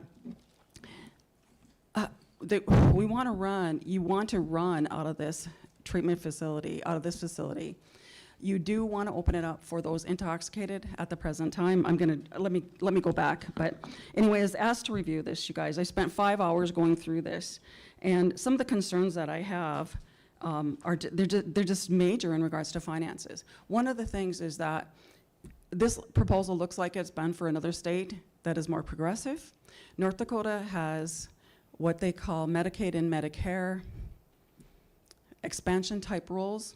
This facility is such a large facility, and it has, they identified, if I'm correct, if I remember correctly, 24 treatment beds. That means it is officially identified as an IMD facility. And I don't even know what that stands for, but I'm going to tell you. An IMD facility does not qualify for any Medicaid or Medicaid expansion funding, reimbursement. Okay, you have to have 16 beds or less to be able to qualify for Medicaid expansion. So therefore, anybody, and this means a bed in the entire building. So you have potentially 76 beds in this building. That means nobody in this building can access any services and get funded through Medicaid or Medicaid expansion. And I've just been here, done that, because the building I operate has 91 rooms. So what I operate is very similar to what you're doing, however, it's on 1 floor, okay? So we have just been through this with the North Dakota systems. All right, the legislature refused to change the rules, even though it would be very easy, okay? So that means that everybody coming into your facility would be required to suspend their Medicaid, if they have it, or their Medicaid expansion, and go on the SUD voucher, okay? Now, that voucher is funded biannually, it runs out of money. The state only allows so many IMD bed funds at a time. So it is highly probable this facility would maybe not even be funded through the SUD voucher for the mental health and addiction, or through the addiction processes, okay?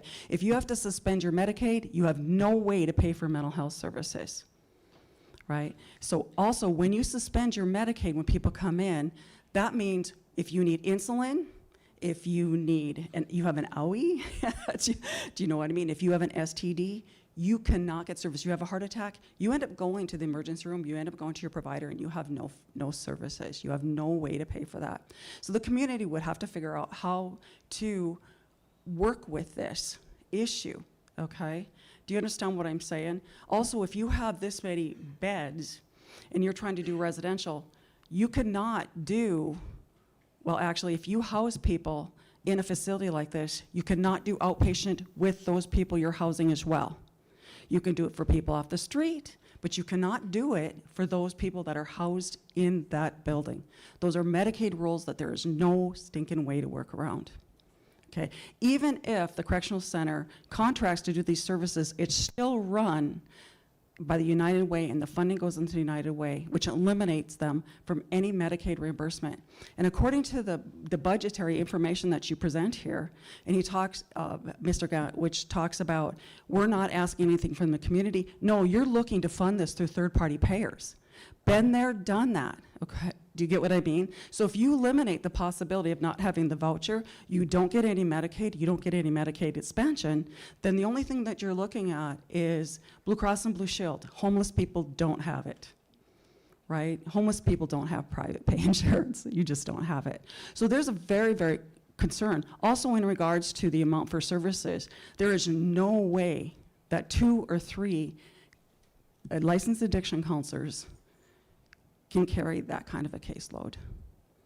Right now in our facility, we have over 20 employees, right? And I even was listening to the fact that even we look at a quarter fund, you know, a quarter capacity, but you still might have 1 person on each floor. If you're gonna keep us all safe, then you have to staff each floor in its entirety, at least with the bare bones staff at one time.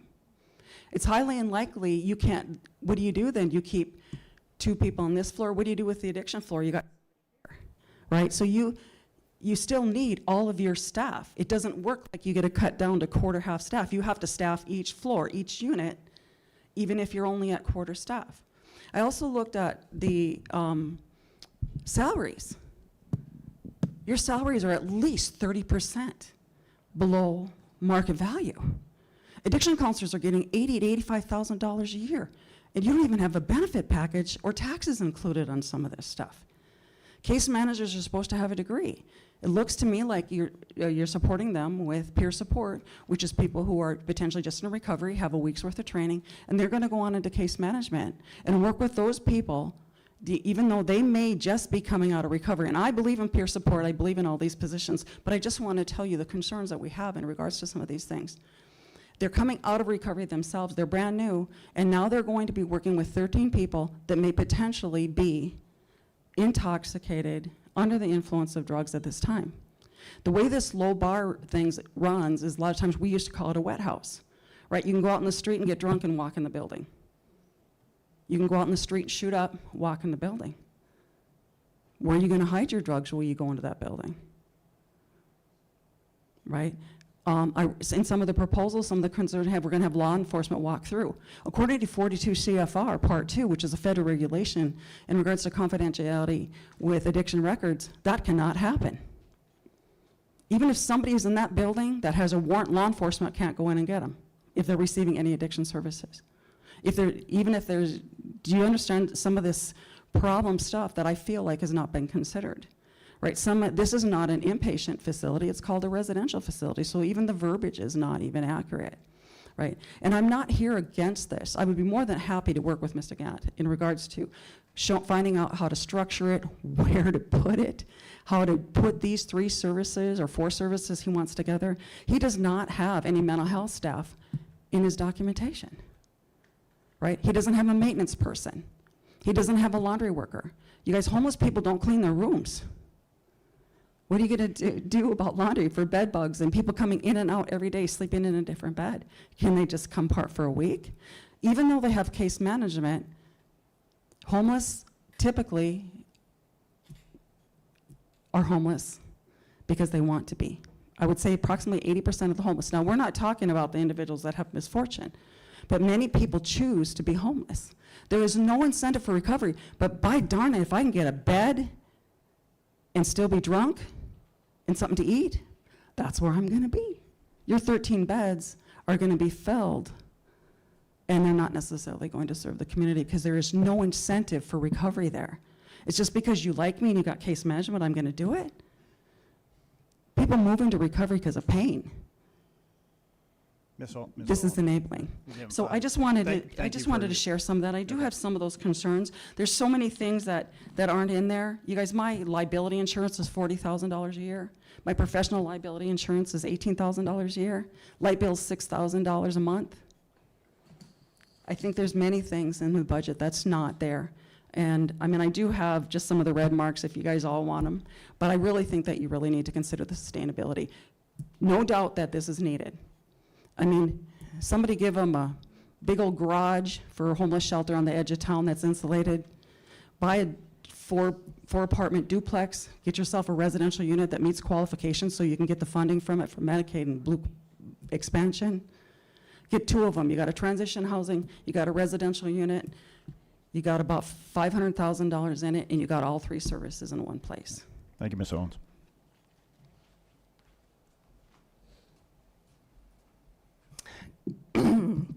Good evening, Mayor Decker, members of the commission.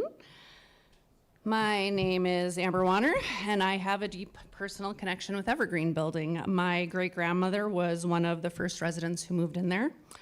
Later on, my grandmother worked in that building. I also worked in that building right up until it closed as the Life Enrichment Coordinator. For the record, that building does have 2 separate dining areas in it, so dining could be split up. The outside doors do lock when you go out of them. There is only one entrance that would make it very easily accessible it'd be easy for them to lock it, is what I was trying to say. For decades, Evergreen was more than just a building. It was a place that gave people a chance. Nearly 1/3 of the residents that were housed at Evergreen would have been homeless had Evergreen not existed. It strengthened community ties, it supported local charities, and it provided dignity, stability for some of our most vulnerable neighbors. What Dakota is proposing carries that same spirit. This project can restore the building to what it has always been, a beacon for people in need. Facilities like this make a difference. They provide safety for a mother escaping abuse. They give stability to a veteran who feels forgotten. They lift up whole communities in ways that last generations.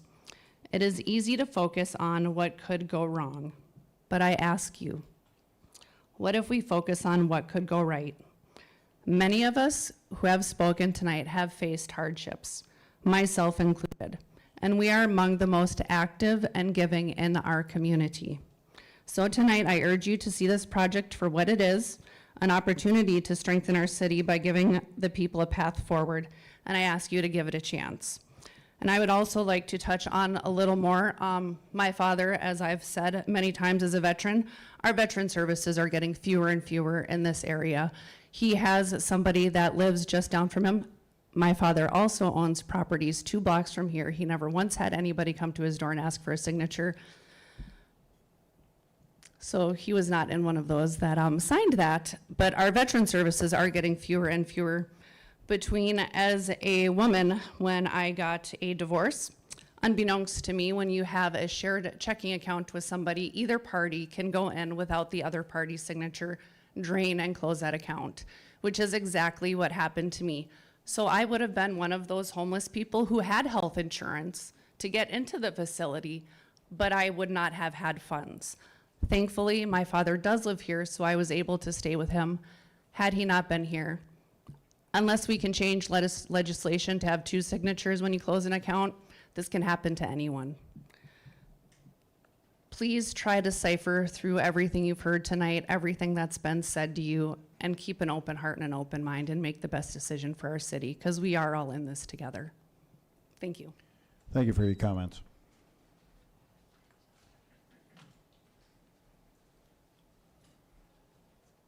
Good evening, Mr. President and Commissioners. My name is Bruce Coppinger. I've lived in North Hills townhouses for over 24 years, which is located less than 300 feet from the Evergreen building. I want to thank you for giving us a chance to speak today. We come before you as neighbors, as residents, and as people who deeply care about our community. We are not here out of politics or personal gain. We are here because the decision will directly affect our homes, our safety, and our neighborhoods. We want to stress that we are just regular homeowners. We are not experts in zoning laws, legal procedures, or city planning. We don't have the same resources as large organizations do.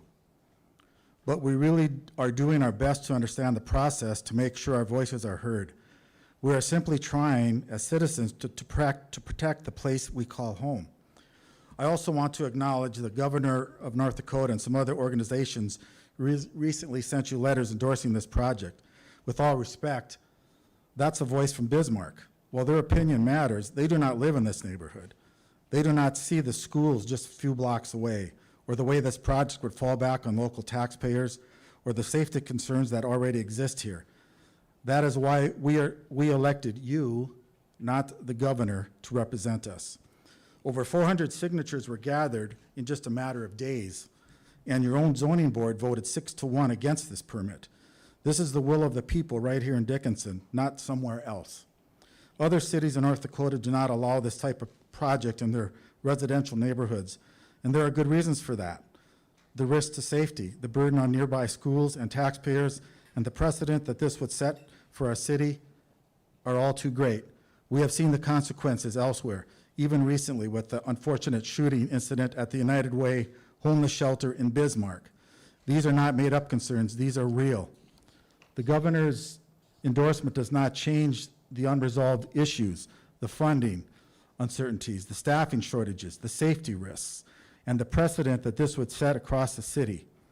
We respect the governor's role, but local voices, zoning process, and the real-life concerns in our community should outweigh any endorsements from outside the city of Dickinson. We're not asking you to do the easy thing.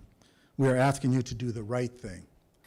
Please listen to the people who live here, who raise their families here, who will continue to be here long after this decision is made. I want to stress, we are not against the need. We're against the location. Please honestly ask yourself, would you want this in your backyard? Thank you. Thank you for your comments.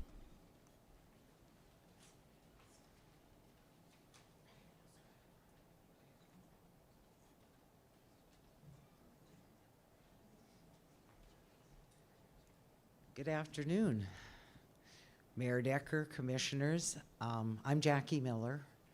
I live at 662 21st Street West, which is, I'm going to say, 50 feet from the property line of the Evergreen Building. I really hadn't planned on speaking today because I did include a letter in all of your packets in the agenda packet, along with supporting documentation that I felt was important, but there have been a few developments, so to speak, since I wrote that letter, some of which have been referenced today. One of the first things I'd like to address is I've heard today, as have all of you, different numbers about the number of homeless, including children, in Dickinson. In discussion with the Dickinson Police Department, I have been told that those numbers are arbitrary because a lot of people include in those homeless numbers people who they call couch surfing, people who stay with a friend or a relative for a certain period of time, move on to a different friend or relative, and that depending on how you want to make the numbers look, you include those people. So I just would like to say that part of it. Another thing I'd like to address are some of the discrepancies that I've noticed in both the proposal, the executive summary, the business plan, whatever you want to call it, that you've received from United Way. And again, I didn't put it in my letter because we just received the mailing that all of you did, I'm sure, as well on Friday.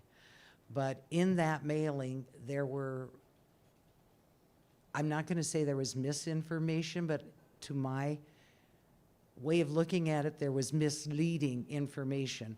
In the listing of all of the agencies who have been involved in trying to resolve this particular problem in Dickinson, it looked in that mailing as if they were endorsing it. You have since seen that that is not the case, that there have been statements that have come out that have said, no, we're not approving, or we're not giving our approval, we're not giving our disapproval, but that's the way it looked in there. You also saw in that mailing, and you've heard tonight mentioned several times, the ARPA grant, the American Rescue Plan Act, for $1 million. You also saw in my supporting evidence that the funding for that grant has been terminated for this year. When the DOGE cuts came down, it's gone. There's no money available. Even if it is available, United Way still has to meet certain milestones, and that money is not allocated until next December. 2027. When I say next, I don't mean this year. I mean 2027. So that money is not available. In discussion with the Bismarck Police Department, I learned that homelessness has ballooned, their word, not mine, has ballooned in Bismarck since they opened their homeless shelter. There, for some reason, is some kind of network, and people start finding out about the availability and they gravitate toward that. But this came from the Bismarck Police Department. Like I said, their word was ballooned. Also in the mailer, there was 3.5 or up to $3 million available from the Federal Home Loan Bank of Des Moines. In the material you heard today, I sat here and listened to it. It was 3.5, and this was up to 3.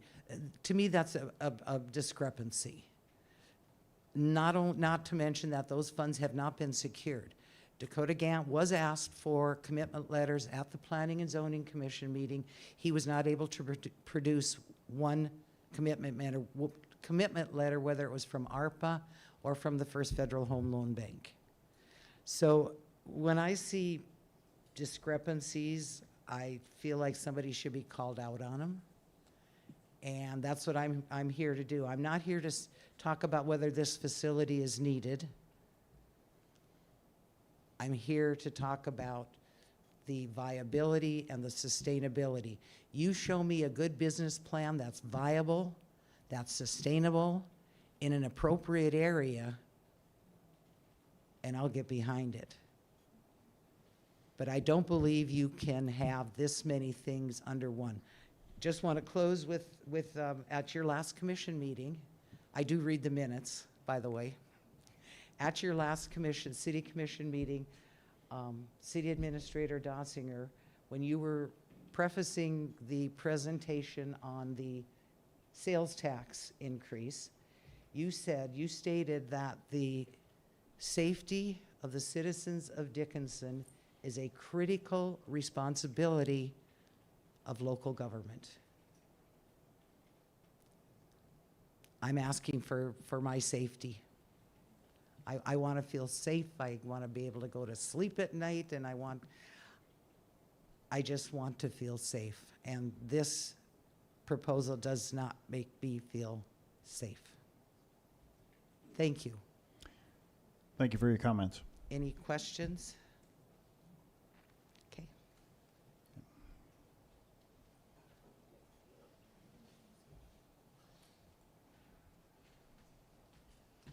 Chairman, Commissioners, my name is Heather Ingman. I am the Assistant Director for Domestic Violence, which has been mentioned numerous times.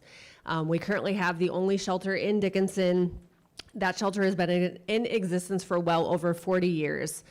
A couple things to maybe just correct. Homelessness in Dickinson has in fact increased dramatically. In the 16 years that I've been there, I've never seen as many people in the shelter as what we do have now. Currently, there are 53 people in the shelter, and that is not counting the people that we continually have to turn away, which in fact does mean people sleeping in their vehicles. Couple things, and again, I'm not here to sway one way or the other. There's been numerous arguments for it. That's not my place, just simply to correct some information. It has been referred numerous times to those people, to them. What I would like to encourage you to educate yourself on, those people, them, they're you and I. They are working class people. They are people that go to jobs, they go to school, they go to college, they go to whatever it may look like, but they are people like you and I. They get up, they do the same thing. It might look very differently, but they are people like you and I. The other thing that I would like to correct is, yes, homelessness is defined very differently depending on who you ask. So yes, couch surfing might be one of those definitions. But I guarantee you, if you ask a 5-year-old kid what couch surfing looks like, it means that they may have a roof over their head at night, or it may look like they may not have a roof over their head overnight. And I would also like to encourage you to have a conversation with some of these individuals, conversations that I work with every single day, conversations that you encounter every single day that you may not even begin to understand where they live that night, where they sleep their head at that night. And honest, it's none of our opinion. It's none of our, we could care less, right? They come in and they function just like you and I. They're kids in our classroom. They're your employees. They are your staff, people just like you and I.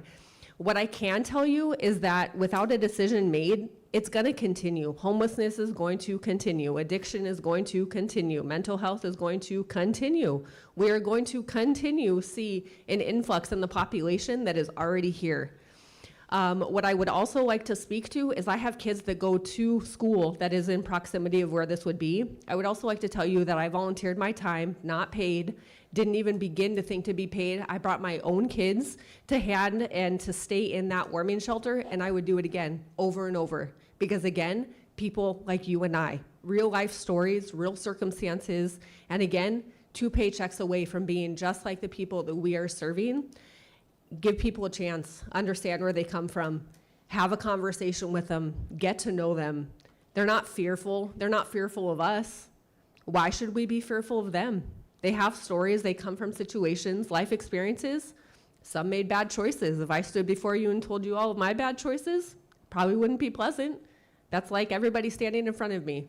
We've all made choices, proud or not. But again, people like you and I that deserve the same opportunity and the same chance.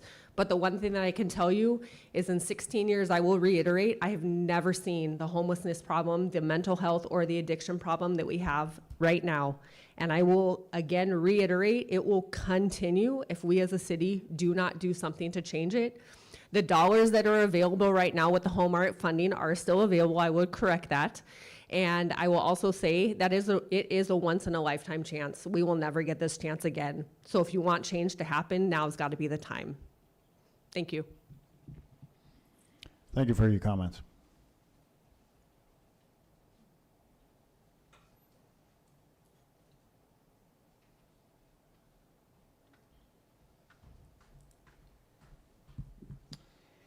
Good evening, Commissioners. Thank you for the opportunity to be here this evening. My name is Jonathan Holth. I'm the Commissioner of Recovery and Reentry for the state of North Dakota in Governor Armstrong's office.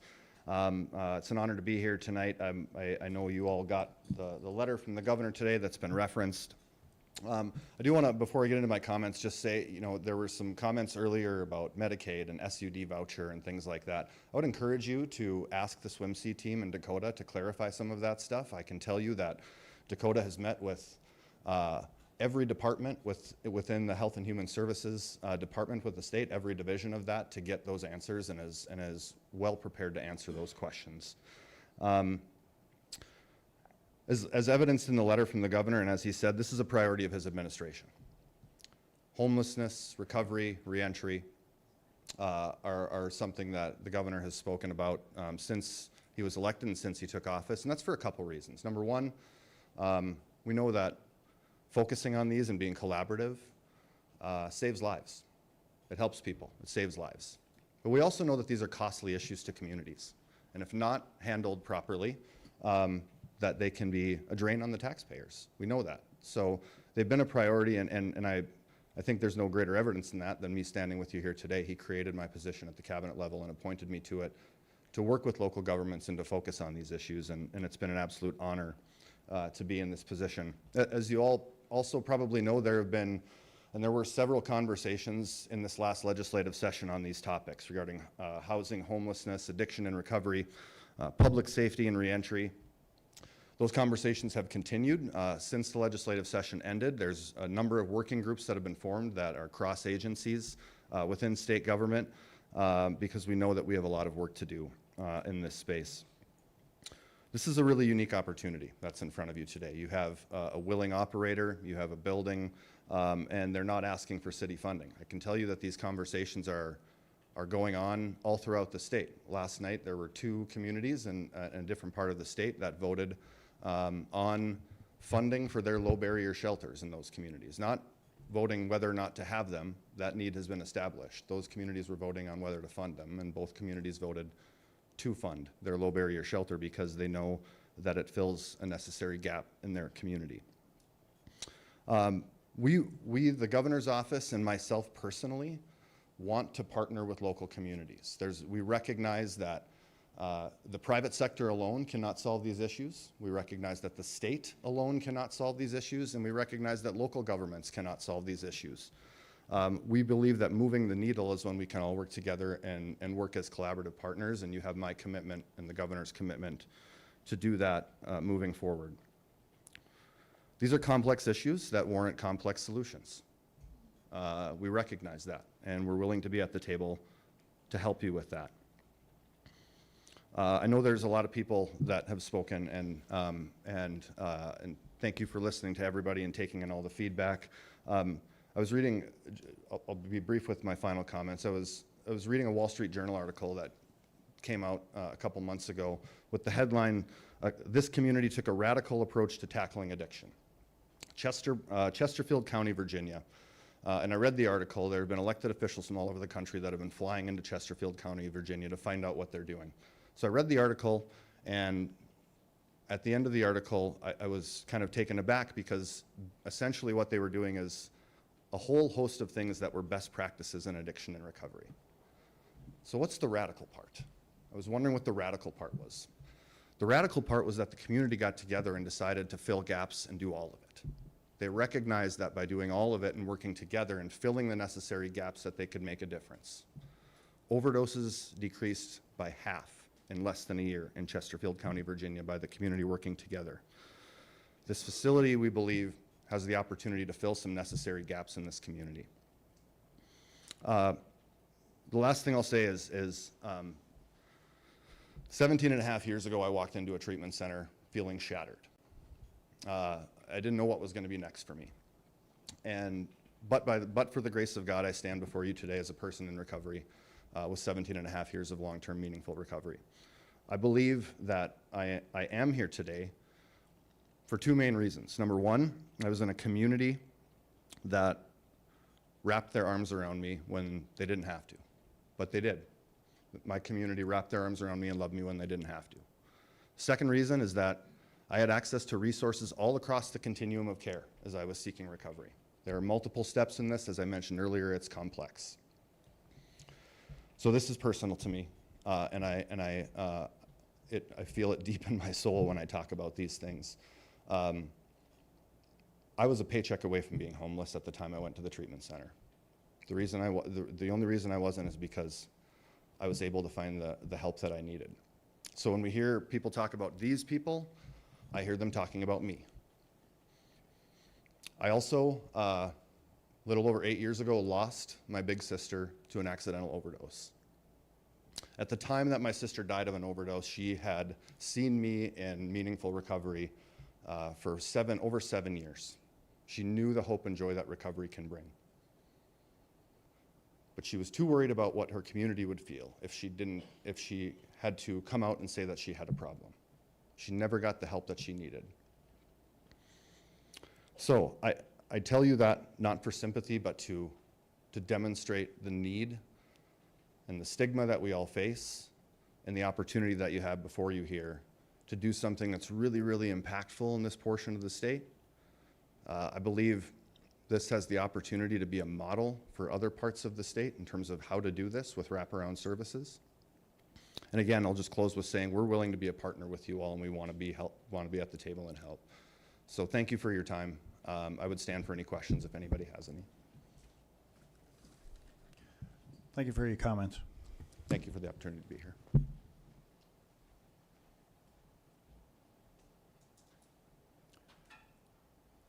Anyone else wish to come forward?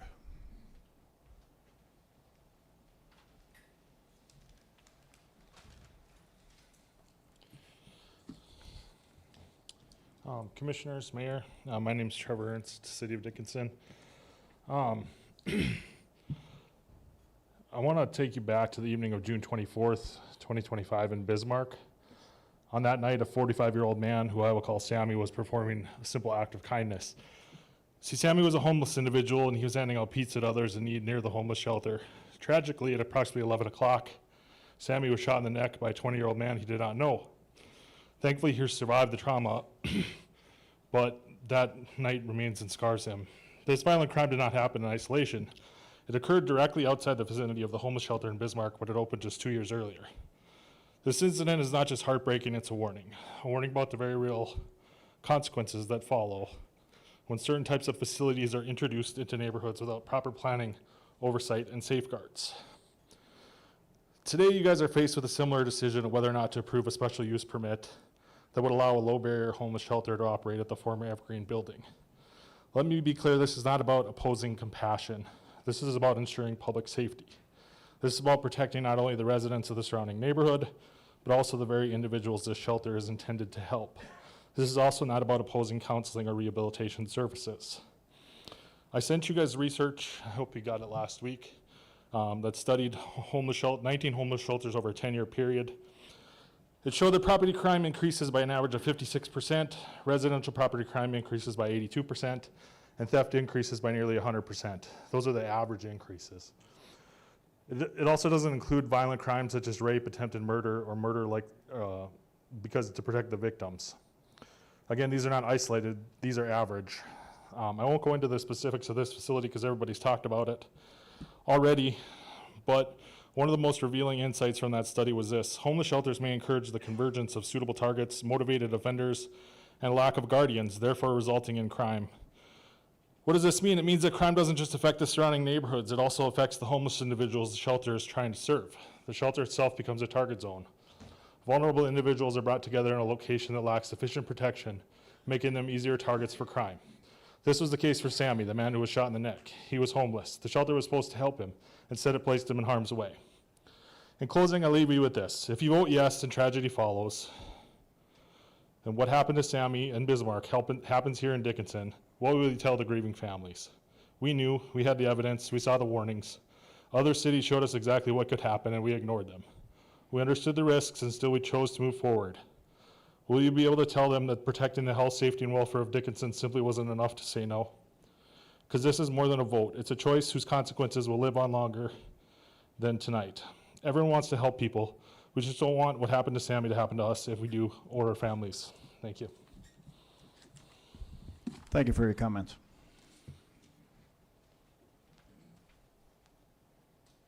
Does anyone else wish to come forward?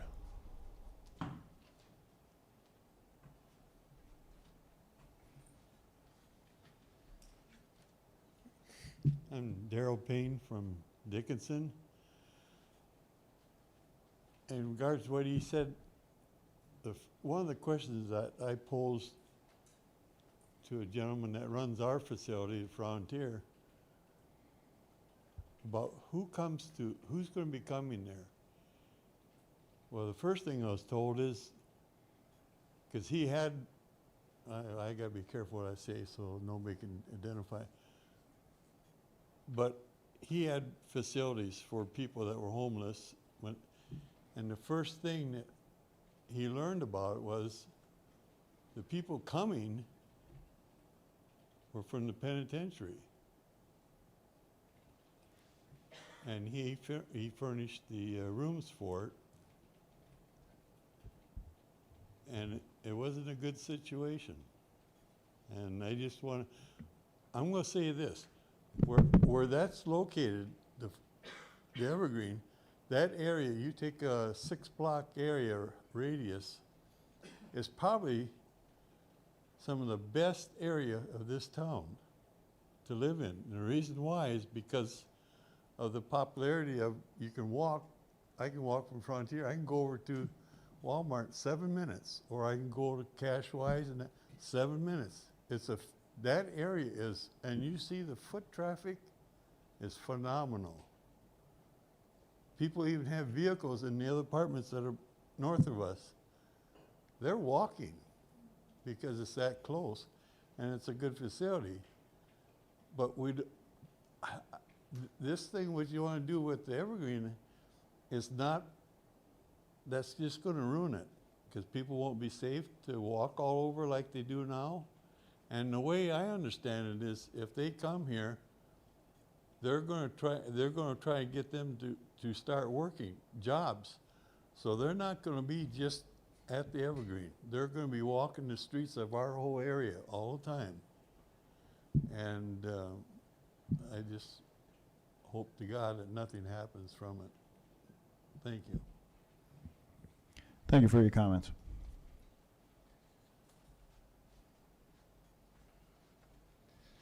Good evening. I'm Tracy Tews. I'm one of the guys that started this whole deal, and yes, we've heard a lot of opinions tonight, and heard a lot of hypothetical situations, and a lot of what ifs, and a lot of opinions. Not taking anybody's opinion away, I just want to remind everybody that we're here to discuss code, not the financial stability of any business, not the sustainability of it, which has been misrepresented tonight. When we came to the board, we were asked to break down what would happen if we were at quarter, half, and full capacity. Those numbers presented at that time were based off of that, not at full capacity. Not asking anyone tonight to have a difference of negating their opinions or not have an opinion. But I'd ask all these people in this room to have some political courage. This starts with us recognizing that our community, our neighbors, our friends, our surrounding area, we have not met the needs of the community. As Dr. Bear said, we're full. What are we going to do when we're full? This facility is probably not big enough. Most of us see, or at least know of somebody that has had an addiction problem, mental illness, and I believe probably everybody in this room has probably been affected by it. Let's address it. Let's not walk away from it. We're here tonight to discuss code, not the business plan. City staff has said that the United Way has met the code requirements, has met everything that they've asked. Let's figure it out. Let all of us have a political and social courage to address the situation at hand and resolve it as a community. Let Dickinson be the community that addresses our own needs, not look outside the community for everybody to come help us. Ask yourself as a commission, is what is being laid in front of you, have they met the code of what you asked for at the SUP? The answer is yes. It's been laid out in 3 separate meetings, in separate spreadsheets, on different levels of occupancy, different levels of how the code should be addressed. It even took it a step further of how that code is going to be managed after the opening of this facility. I don't know, in my 15 years on the P&Z board, if we ever asked anybody for a business plan and a sustainability plan. Ever. Have we asked any other business in this community for a sustainability plan and how we're going to govern it after they're opened? I believe the answer is no. When we brought Halliburton and Baker Hughes to town, did we ask them if they were sustainable? Where their money was coming from? No, we put code in front of them, and that is what this board, and that's the appeal that we're asking for tonight. We can hypothesize about many situations, but if we have governance and looking at the SUP and code compliance, isn't that not what we're supposed to be looking at a governing body? If there is a problem that can be addressed by the city of Dickinson with any new development, there's going to be risk. You know that. There's a lot of businessmen in this room. On the SUP, it was laid out for quarterly reports every year to be looked at.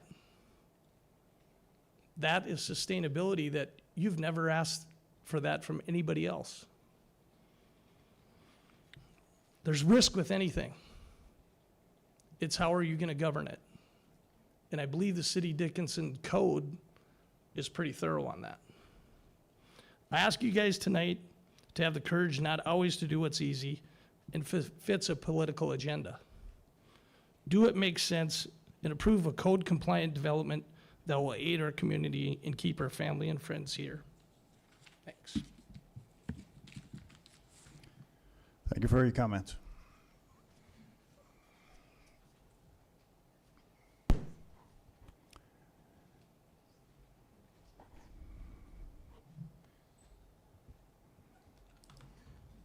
Hi, my name is Richard Erlacher. I lived in Dickinson all my life since 1974. I drove taxi cab for DCAB for 9.5 years, and boy, I hauled a lot of homeless. Places that I didn't want to go when they told me where to take them, but I did. And I live up on Oak Ridge Apartments on 5th Avenue West. And my wife was in Evergreen for 5 years. Beautiful place. I can't see that place should sit empty. And, you know, we got Bonanza That's a lot worse place than Evergreen, and yet it's still standing, but they don't want to do anything with Evergreen. I just don't feel it's right. And I don't know why it's in such a bad place. It's in a good place. I mean, I always tease people too, if I get sick, I don't have very far to walk, or I can go with a wheelchair. Country House or Evergreen. So I thought it was a very wonderful place, you know, and I don't know why. And I was in the homeless in Bismarck one time when my wife was in the hospital. It wasn't a fun place to be, but I had a roof over my head.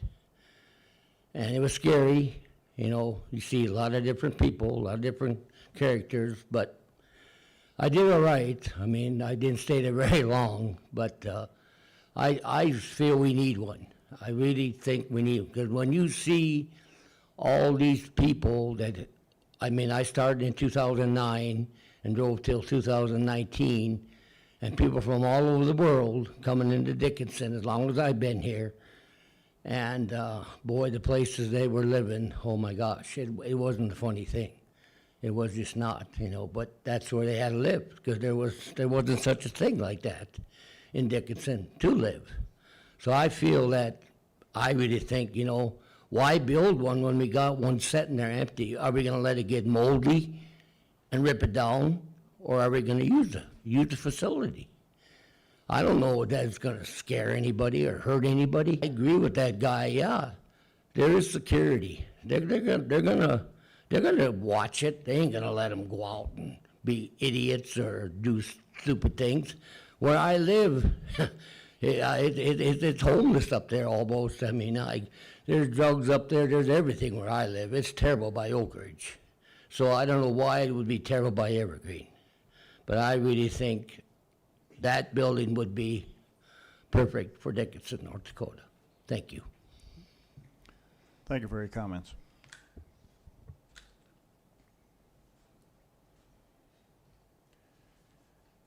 Anyone else wish to come forward?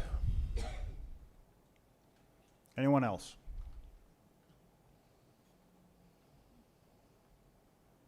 Anyone else wish to come forward with any statements or comments or questions? Close the public hearing. Commissioners, any questions? Mr. President, Commissioner Bear? I have an additional question for Mr. Gant.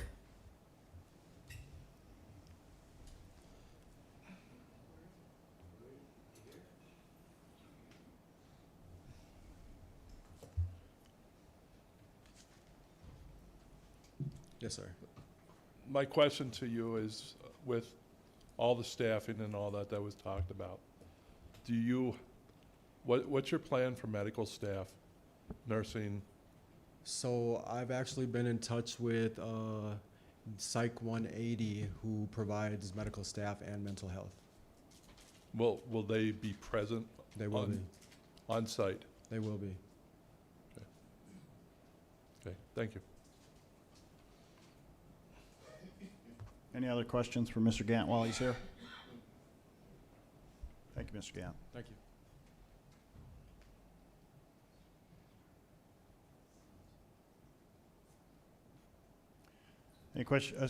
Any other questions for staff? I know you want to speak, but we're limiting everybody to 5 minutes, so. It was just in a response to Dr. Bears on the staffing and medical. Okay, please come to the mic then. Once again, my name is Allison Warner, and I'm the clinical director of the treatment community program. As far as staffing is not an issue. We already have reached out to multiple medical providers. As to inpatient treatment center, we do need to have medical staff on site 24/7. We have interested staff members for that. We also have multiple interested LECs that are willing to come and work for us, which will be funded initially with our OSF grant that we did get awarded as well. So that is for the treatment program? Yep, per licensing in Medicaid, we have to have 24/7 medical staff around the clock for inpatient treatment, correct? Okay, so what about the homeless shelter? Our medical staff can be utilized in multiple different ways. Yep, Okay. it won't just be limited to, our clients only. We're gonna be there to serve the facility. So, Ms. Warner, Yes. the individual that spoke earlier about conflicts of if you have too many people there and it violates the bed rule, Correct. is she correct? No. Okay, she runs a facility. Why Correct. is she not correct? A few weeks ago, Dakota and I met with, I believe her name was Sarah Acker through Medicaid, state of North Dakota. And her and I and Dakota talked about the Medicaid. Medicaid rules states for inpatient treatment, we are allowed to have 16 beds only, and we can bill Medicaid expansion as well. There's no rules as far as inpatient treatment, as I'm already billing Medicaid and Medicaid expansion for my outpatient treatment as well. One of the major rules that she did put, that we were told put forth, is that in order to have both of our outpatient and inpatient treatment centers on the same floor, they have to be separated by a wall. If they are not separated by a wall, we cannot bill them. So in our construction plan, we have it set out where our inpatient will be on one wing, separated by a wall, have its own entrance, and our outpatient will also have its own entrance. Therefore, we will be in compliance with all Medicaid state rules. So that's additional staff then, since you have the individual separated? Correct, which we already have potential ones lined up already, yes, and funding for it through And our security grant. staff? Yep. We would be helping provide it. We did talk with the county jail, as I do work with them, and we would be happy to provide the CO basics that our correctional officers do go through as well, so they would be CO certified, just as any other correctional staff would be as well. Yep. Ms. Wanners, you provide inpatient now? Outpatient, Just outpatient? correct, Okay. yes. All right. Any other questions for Ms. Warner? Thank you. Yep, you're welcome. Any other questions for city staff? There are no other questions. The request before us is to approve a special use permit for United Way SUP. If there are no further questions for city staff or individuals involved in the project, I'd look for a motion.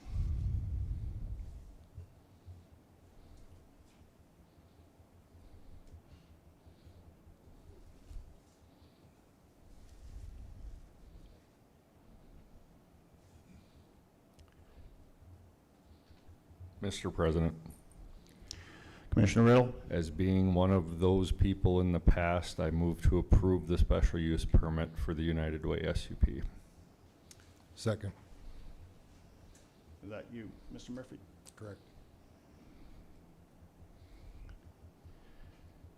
Any further discussion, questions?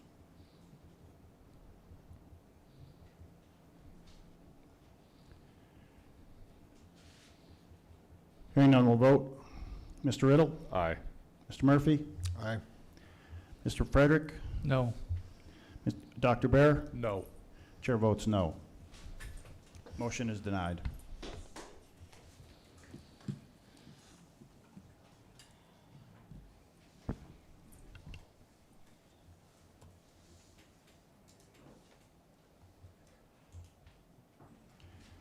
And I think that is the last thing on our agenda. Commissioners, it's your time. If you have anything that you wish to speak to? Nothing? If not, I look for a motion to adjourn. So moved. Second. We are adjourned.